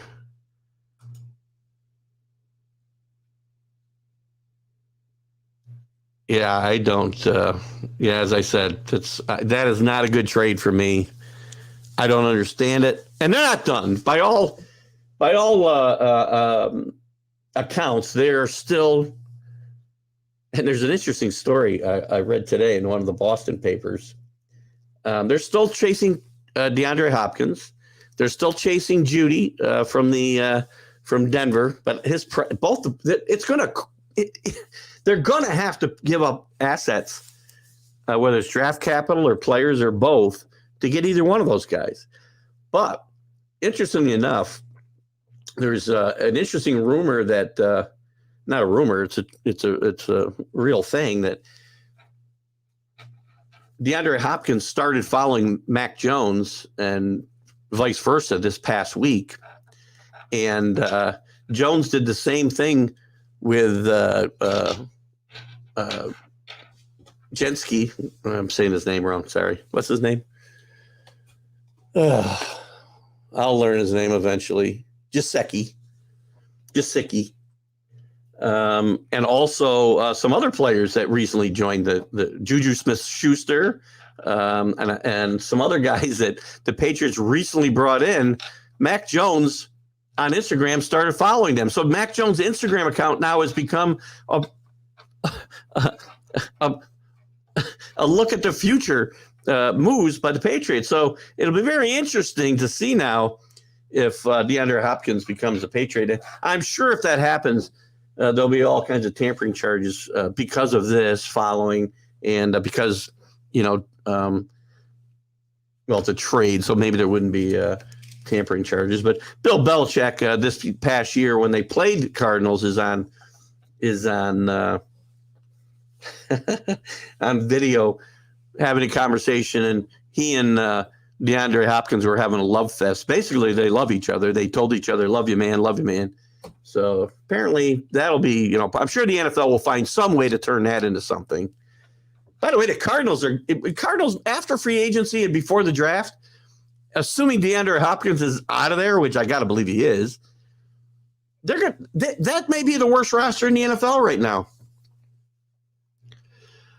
Not to all the crash union. Want to go this year. Brother Bob, John, Creature, and I will take care of Kenny. I know Bob and John and Mike Plunkett are staples at the all years reunions, but I don't know. Maybe I'll go this year. We'll see. We'll talk about it, Rick. Don't let me forget about it. I don't know. Minshew Mania in Indy. Yeah, there should be. So the Eagles pivot to Mariota. I know. By the way, if you're a Colts fan and you think Gardner Minshew is going to lead you to the promised land, sorry, ain't happening. Jacoby Myers is not leading Washington to the promised land. He'll probably get beat out by Sam Howell. Nice player. And by the way, I think the Eagles get hurt a lot in free agency. They lose Hargrave to the 49ers. They lose one of their best defensive backs as well. I don't know. Oh, they lost Miles Sanders as well. He might have gone to the Colts too. I can't remember where he signed. Or was that Carolina? We'll look at some of that in a minute. You want to bet you get some emails from women about this? Of course I will. It's okay. Mike White backs up Tua. Lazard signs with, Mike White, listen. Mike White very likely is going to have to play this year because I don't think Tua is going to be in the league more than another year because anybody who gets his bell rung that much in a year, he's bound to have it happen again. Mike White's going to have to play. And Mike White's problem is durability. I think he can play in this league, but he can't stay healthy. Dan Harrison and I talked about this, and, he's thinking that, Mike White could maybe parlay this move to the Dolphins and a chance to play a little bit when Tua is out into a bridge quarterback situation somewhere else. But Mike White hasn't shown he can stay in a field for more than 2 games in a row. So I'm not crazy about that. Lazard signed to lure Rodgers. Well, again, the rumor is that Rodgers gave the Jets a list of players that he wants, and Lazard was on it. But I think they were after Lazard anyway. And Lazard's a nice player. I think he'll complement the rest of these receivers very well. And I think he's better, certainly better than Braxton Berrios, who also signed with the Dolphins yesterday, I believe. But he wants him to sign Mercedes Lewis, who is like same age as me, to play tight end. They already have a tight end. If they're going to let him come in here and start dictating terms, now things are going to start getting ugly early. I still say it's a good risk for the Jets because what's to lose? You're not going to win the next 2 years if you don't make this move. You are good enough to win now, and the window of opportunity is not that big for most teams. Case Keenum is now on Texans. Case Keenum's made a pretty good career because he's been on about 12 teams, hasn't he, Drew? The huge news, Stidham back up to Wilson in Denver. You laugh, he's getting like $8 million to do it. I wish I had just a little bit of talent because I can carry a clipboard for, $5. I'll carry it for like $4 million. I'll carry it for $2 million. They'll better find out he don't need it. He better not have to play. Rodgers, well, he's either going to do that or he's going to retire, Kenny, because there is no place else. Nobody else has expressed any interest in Rodgers, and he can't go back to Green Bay. So he's not going to retire and forfeit $50 million. The only thing he can do in this case is if the Jets don't want him, they can't work out a trade. The Packers would cut him and they'll have to pay him. He can't go back to Green Bay. And then if he becomes a free agent, that's really good for the Jets because they could pay him the minimum, league minimum. That's all he'd have to pay him. He'll be the Jet quarterback because there's no other option for either one of them. Jets don't have a plan B. And I'm not saying believe me, I know you have no love for Rodgers. I have no love for Rodgers. But, if I'm a Jet fan and I want to take a chance at winning, he's my best chance. No, I don't think this is his fault. The Packers made it clear they want to move on, and I think he probably said the same thing, but, his salary and his age and, his cultism have limited his options. It's not hard to figure out. The Jets need a signal caller, and that is in line with Garoppolo. What's that mean? Need a signal that is in line with Garoppolo. But there are none. Nate, tell me who it is. Garoppolo's playing in Las Vegas. Derek Carr's playing with the Saints. Ryan Tannehill stinks. Who else are they bringing in here?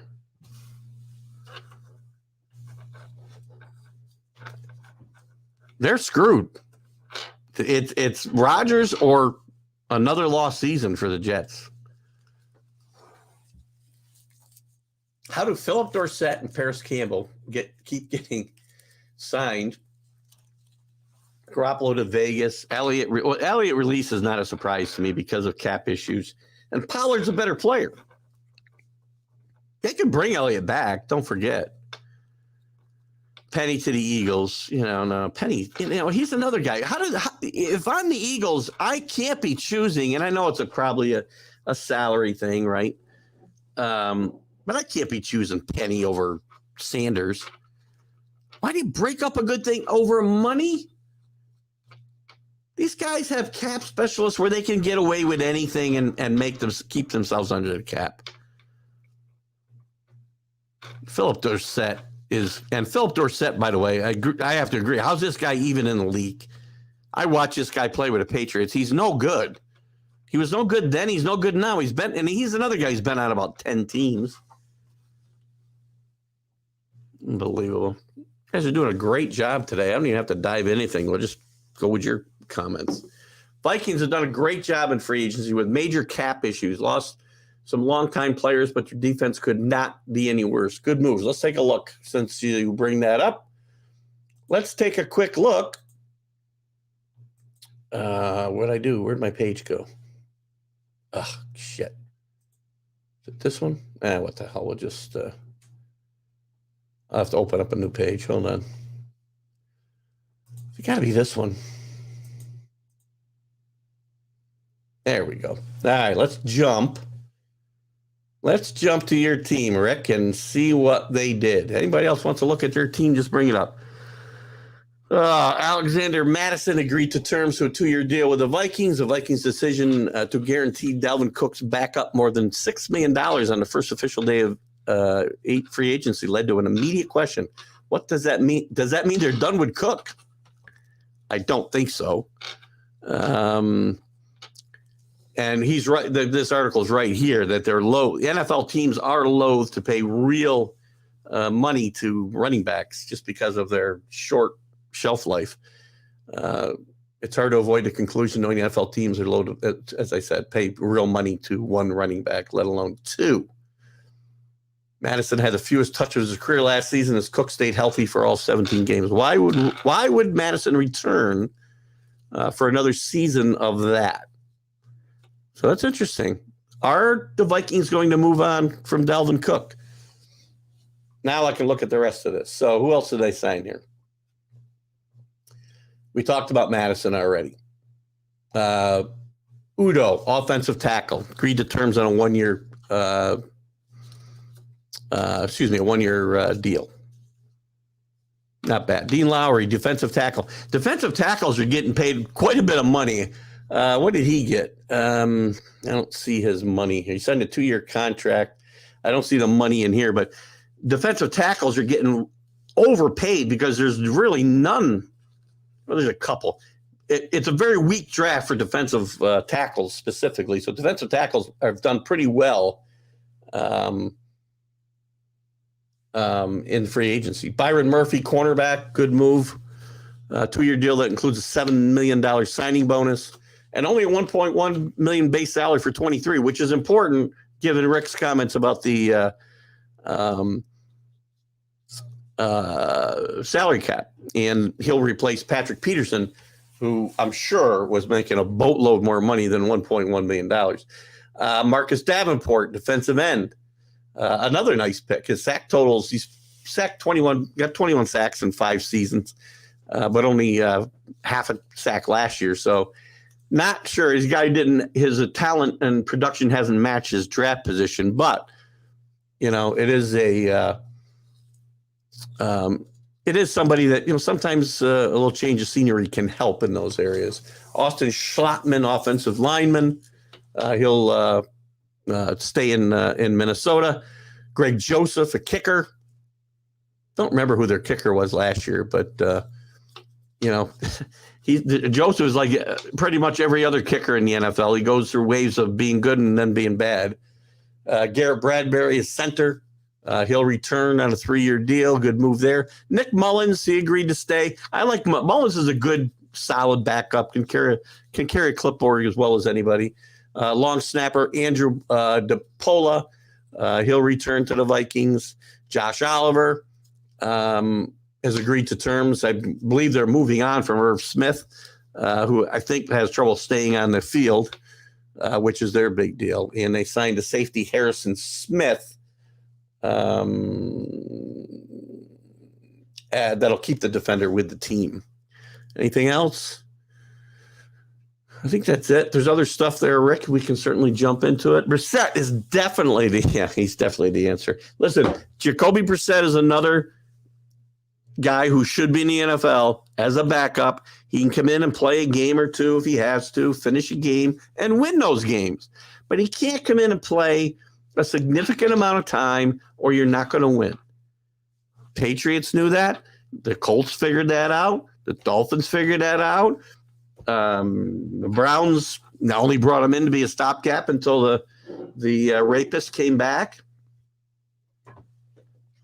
His name doesn't get mentioned on my show. Deontay Foreman replaces Montgomery in Chicago. Oh, God. I thought Chicago did a good job, though, by the way.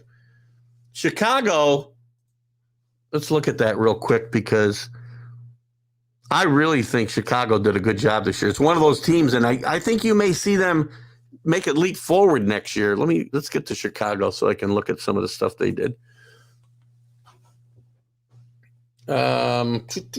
Great job getting Tremaine Edmonds from Buffalo. 4 years, $72 million. The defense in Buffalo was one of their biggest problems. They need targets for the quarterback to throw to. They need offensive line help. They need a running back. I don't know that Deontay Foreman. Deontay Foreman is going to be the answer, but we'll see how that goes. What they give him, by the way, 1-year deal. Nothing to get hurt too much. But they do have Travis Homer as well, who's got some pass catching ability, and he pass blocks better than probably Montgomery or Foreman. I like Travis Homer, former Miami Hurricane, by the way. Robert Tonyan, tight end. Again, I think that's a decent pickup. He had his moments with Green Bay, but very, very up and down. He did have 52 catches in his best year, which is 2020, which just seems like a gazillion years ago now. But they do have another tight end on the roster. So a lot of teams want to go with these 2 tight end sets, and he'll be the second best pass catcher Chicago brought in. They also brought in DJ Moore as well this week. And Tanya's had some injury issues as well. Andrew Billings, defensive tackle. I like this move a lot. I think that's a good move. PJ Walker, quarterback, and don't care. Somebody's got to cover the clipboard. carry the clipboard. I talked about Travis Homer. I think he's going to be a really good addition to that backfield. DeMarcus Walker, another good defensive lineman, and Tremaine Edmonds that I mentioned, probably the marquee player that they signed. Nate Davis to the offensive line. They need offensive line help, as I already mentioned. TJ Edwards, another nice player that they signed for that defensive squad. So, again, I think the Bears are a team that could make a jump next year. When you're going to see Green Bay come back to the pack, you're going to see the Lions. Well, the Lions might mature and learn from their moving up the ladder last year, but we'll have to see how that works out. Montgomery muddles the running back waters in Detroit, and Dalton is Dalton's the answer in Carolina. Carolina is drafting a quarterback. If they want to draft a quarterback, here's the problem. There's 4 guys that are going to go in the first round. Stroud, oh my God. No, who's God? All of a sudden, I'm blanking on the Alabama quarterback. Will Levis and Richardson, who I don't understand. I understand this kid has got great athletic ability, but he was very up and played very little in college, had very little success in my mind, and teams are taking a giant leap of faith that they can turn this kid's great athletic ability into the next Lamar Jackson or the next even Josh Fields. I'm not picking this kid in the first round, but he's probably going to go in the top 10 now. I don't get it. And to me, if I want a guy, if I'm Carolina, and you already got Andy Dalton. Maybe Andy Dalton's going to play this year because they're probably going to draft C.J. Stroud. Do not think he's ready to play in the NFL now, and it might take him 2 years, 3 years to be able to play. You're not going to win games with Andy Dalton. Team's not good anyway. I still think Will Levis, again, if Will Levis can find his way to a team that's ready to maybe make a move and improve, he may be to steal his draft because he's the most ready quarterback to play day one. Rick, we're still on the. It's just that no one remembers. It's just not what one remembers. People who you like are totally different than you remember. Yeah. You're about the same, no, Kenny. That's a good thing. I feel like I'm the same person I was in high school. That's part of my problem. I haven't grown up. Well, not every web gets protected like Brady. Oh, God.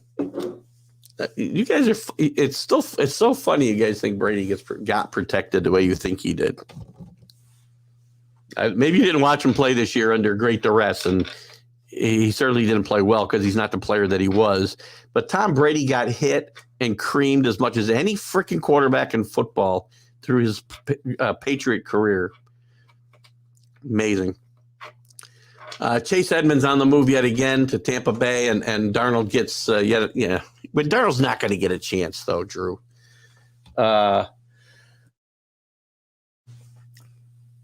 I mean, either Trey Lance is going to step up, or Purdy is going to be, assuming he's healthy, Purdy's going to be the starter. Sam Darnold's had enough chances. He did play better last year near the end of the season when he came back. But, I look at San Francisco. He's just there. He may not even be on the team when they start the season. And this is a big training camp and off season for Trey Lance, I think, for San Francisco. The Waller trade, I think that was a good trade. Listen, I think the Giants didn't do a bad job this year either, by the way. Still no wide receiver. They did bring back Derek Slayton and Shepard. Now, if those guys are healthy, they can provide some production in that wide receiver slot. And Waller is a year removed from being one of the best tight ends in football. I think it's a great trade for the Giants. I would have to agree with you there 100%. Where did all this player control, the team mentality start? Where did all this player control of the team mentality start?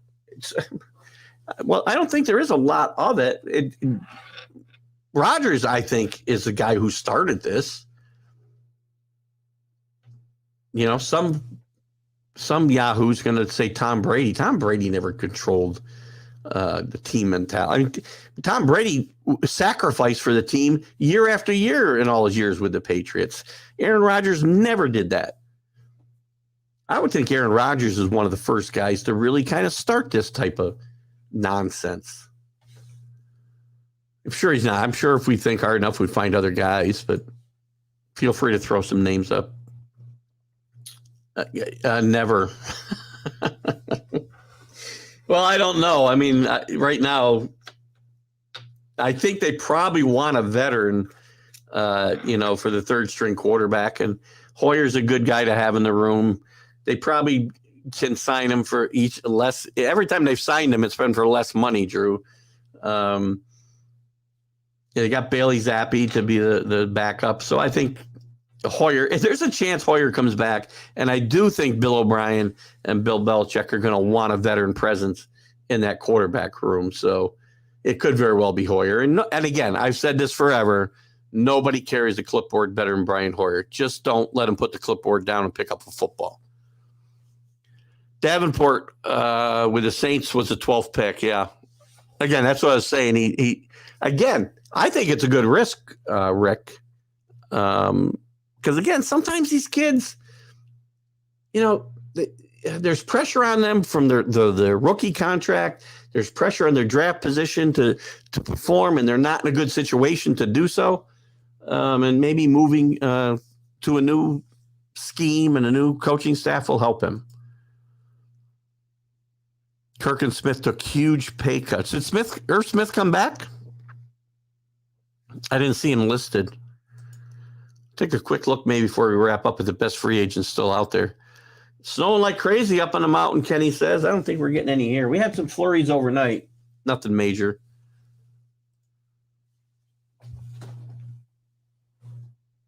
Oh, sorry. Playing golf again? In the snow? Lions have had a good offseason so far. Lions, what have they done? Back it up. Take a look at the Lions. As I said, we'll look at any team you guys want to look at. So let's take a look at the Lions. Oops, that's Denver. I probably could have done that easier than what I just did. Detroit. They did bring in David Montgomery, which is not a bad move, but as Drew said, it does kind of muddle that backfield a little bit. So if you're trying to pick running backs, it might be a little tough there.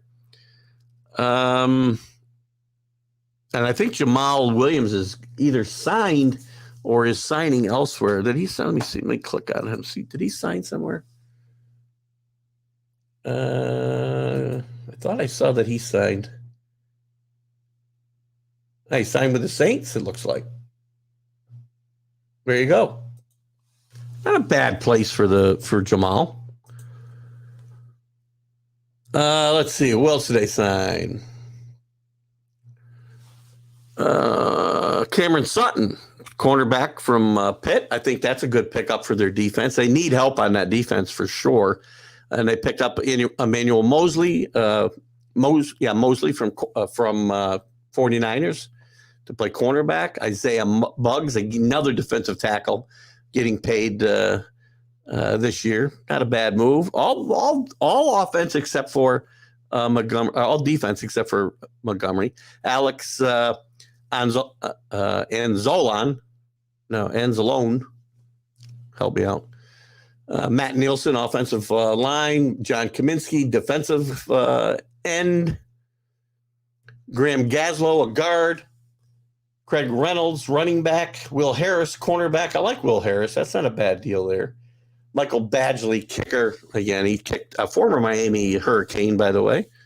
So, again, listen, Detroit made some great strides last year. It's gonna be interesting to see what they do. Richardson is not a first-round pick. Well, he was a first. Oh, you were talking about Richardson. He's not. I said before, when I saw him at 18 or 19, I thought that's crazy. And now I keep hearing some of these teams might take a flyer on him sooner, and he might be a top 10 pick. Great athlete. He had about 2 good games in Florida that I can remember. Played well early in the season last year. Played really well against Utah in the opener. I know that. But teams are enamored with his talent. Not his talent, but his athleticism, not so much his quarterback aptitude. It's wrong. Kill that guy. Yeah, look at this is the problem with the combine. They go there and they measure things that aren't important. Well, they're important, I shouldn't say. But for quarterbacks, it's not. Nobody had a worse combine in the history of football than Tom Brady. End of story. Levis and Young might be the Bryce Young. Thank you. Jeez, I don't know how I faded on that. CJ Stroud is going to have to sit at least a couple years in my mind, and Richardson is never going to play. If he does, I don't know. Maybe he does something crazy like Slash. What's his name? Played with Cordell Stewart. Played with the Steelers years ago. Maybe something like that happens. I don't know, but I don't see him being a impact player ever. And I love Will Levis. Somebody's going to fall in. And maybe not money wise, but Will Levis, probably the further he falls in the draft, the better it is for him because he's going to get to a better team. Hey, Dalton can do the job for the Jets. But he's already been traded, he's already signed with the Panthers. So unless they're going to trade him. Northeast Streaming Sports is with us. Good morning again. Hi, Keith. It's all about the pub and how a player looks, not how he plays. Yeah, well, that's probably why some of these teams are constantly at the top of the draft. Right? Thanks for joining us this morning, Mac, or I think it's Mac or Linda, whoever it might be. Started in the NBA. As far as play, yes, I will agree with that, CA. That's probably where players taking control. LeBron wanted to be the GM of the last 3 teams he's been on. Stephen Gilmore did move to, I think he's pretty much done, though. He was one of the best cornerbacks in football, but he's a shell of the player that he was, 3 or 4 years ago. Injuries have mounted and continue to come, and I'm not sure how much he's going to help the Cowboys. Davenport's a quality pickup for the Vikings cap issues, definitely, and they're going to have cap room after this season for sure. Ohio State never – Kenny gets in his stock comment. Ohio State has never had any good quarterback in the NFL. The kid from Chicago has the best chance. He might be the best already. Art Schlichter was a better gambler than he was a quarterback, and not saying much because he was a horrible gambler who ended up going to prison because he had to steal money to pay his gambling debts. I got to go back in time. There's got to be a quarterback that made it. Oh, actually, you know what? Oh, you said in the NFL. I was going to say Ohio State's never had a quarterback that made it that was any good. I was going to say Kirk Creepstreet's a pretty good analyst. Patrick Peterson continues on with Pittsburgh. I think the Steelers, maybe this year's the year they finish under 500. We'll see. Right, started the NBA with the great Bill Russell. There's probably there's probably a case to be made for that. But it wasn't prevalent then, right? I mean, Russell, you got to remember, Russell became the coach too. So Red Auerbach brought in all those players, all those great players to play around Bill Russell. And then Bill Russell coached them later. and had a lot of say. So you might be right. But it didn't become as prevalent until more recent times. And it might be LeBron James. What was wrong with Pags? He was super quiet. I don't think Pags could get a word in. We're having a little trouble with the audio, I think. And I probably dominated some of the conversation because of NCAA and we weren't talking Philadelphia. Just kidding. Maybe he didn't feel good. Rex Kearns from Ohio State. He made he's talking about quarterbacks, though. Neil. So, was he a quarterback in college? I don't remember. He didn't make it a quarterback. I'm trying to think who the best quarterback is. Let me take a quick look at that, Kenny. We can go a few minutes long here. Put up a few more comments. We'll go a little longer. QBs from Ohio State. Let's see what we get. Troy Smith, Bobby Hoying, Joe Germain. They all had decent careers. Tom Tupa. I'll give you Tom Tupa. He's a great punter. Terrell Pryor became a wide receiver. Mike Tomczak might be the best. Rex Kern did play a different position, as we said. I got 11 more here. Really? Braxton Miller, no. Les Horvath, no. Kirk Creepstreet, no. Of the guys I've got here, Mike Tomczak might be the best quarterback. Kent Graham had a cup of coffee. Troy Smith played a little bit with the Ravens, I want to say. Bobby Hoying had a decent career as a backup. Joe Germain, cup of coffee. Tom Tupa and Rex Kern ended up playing well at other positions. Tom Tupa was an emergency quarterback, as well as being one of the better punters in the NFL for a long time. How much longer until every professional sports has their own podcast? A player has their own podcast. Probably not much longer. It's funny.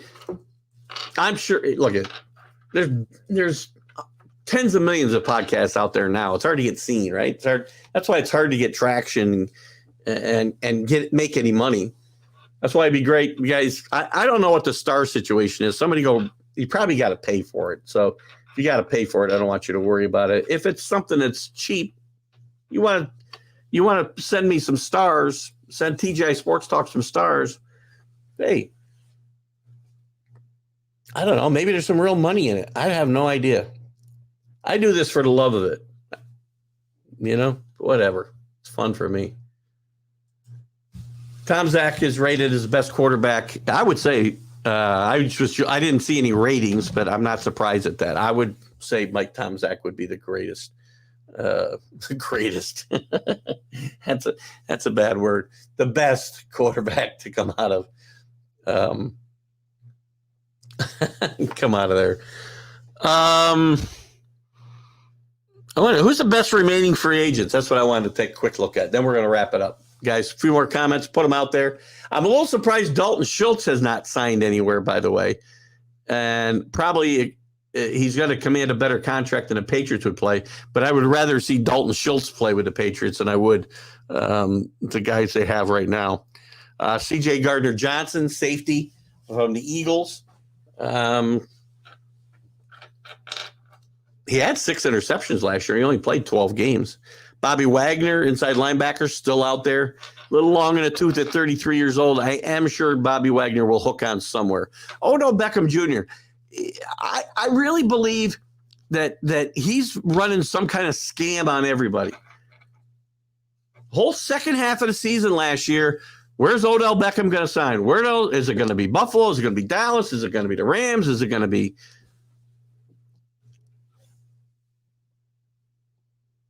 I'm wondering if he's healthy. I'm wondering if he can even play. And then I'm wondering if it's worth bringing him in. Yannick Jakowi. I butchered that name. Defensive lineman from the Colts. Rock Yassin, cornerback from the Raiders, DJ Clark. From the Lions, Dalton Reisner. Clowney's still out there. I know probably not a big fan here. He'll be 30 years old. He's really, he's another guy I don't think ever reached his true potential. Marcus Peters from Baltimore, Isaiah Wynn. Goodbye, Isaiah. God bless anybody that signs this guy, because you're going to have injuries and you're going to have false starts and you're going to have holding penalties up the yazoo. So if that's what you want, please sign him. Teddy Bridgewater is a pretty good guy to have in your quarterback room. But again, Patriots are not going to sign him. You could see him on the Jets, possibly, depending on what happens with this whole Rodgers thing. And again, depending on whether they want Zach Taylor to be the backup. Well, I guess Flacco's still there, right? Leonard Floyd, outside linebacker, Donovan Smith, Connor McGovern, Frank Clark. This guy had a great postseason. Taylor Rapp, Justin Houston, Jermaine Ullminer, Melvin Ingram, John Johnson, Denzel Perryman, Kareem Hunt, another guy, problem off the field. Good third down back for somebody. Caught 35 passes last year, I think, in limited time with the Browns. Zeke Elliott, released but not signed. He's only 28 years old, but he had one of his worst years last year. He only ran for 870 yards and 3.8 yards a carry. Adam Thielen will definitely sign with somebody. He's 33 years old. Only averaged about 10 yards a catch last year. But he's another guy, like a Jacoby Myers, who catches everything you throw at him and moves the chains. Damian Harris, really good running back, lost his job to Stevenson with the Patriots. So he lost out in that. But I think he's a guy that's got some good upside for a team who needs a running back with some durability. Devin Singletary from the Buffalo Bills. Good third down back. Stars, I use a bat, but that could cause you pain, and I can't do that. Stars, I don't want pain. What does that mean? Stars, I use a bat that would cause you pain. I don't know what it means. The Rolling Herd has had more quarterbacks in the NFL. Who's the Rolling Herd? The Thundering Herd of Marshall? Who's the Rolling Herd? Playing is not Odell's holdup. Listen, something's holding him up. Either teams don't want him, and I would think somebody would speak up if that's the case. I don't think he's healthy. And he's certainly not healthy in the head. We know that. Running backs nowadays fall into a room of waiting for a key injury before getting a deal. That's true. You got some very productive running backs here in Zeke, Devin Singletary, Harris. I mean, those guys, Singletary's a really good third down back. I think you'll see these guys sign sometime during training camp for sure.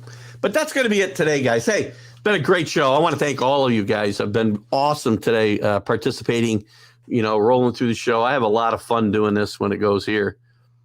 Forgot the word use. I read between the lines. Anyway, I've had a great time today. As always, I enjoy doing this every week. I miss it when I'm sick or away or whatever. So this has been fun. There's sometimes I go, hey, can we fill up 2 hours? And we fill up more than 2 hours. You guys are a big part of that, and I appreciate it. Thank all the groups that will let me share this today. We've had some great. There goes my music went down. I'll start right back up. We've had some great numbers the last few weeks with this show, particularly in the College Sports Huddle. Catch the College Sports Huddle on Wednesday night. Catch the Kermit Washington interview at 6 o'clock on Thursday.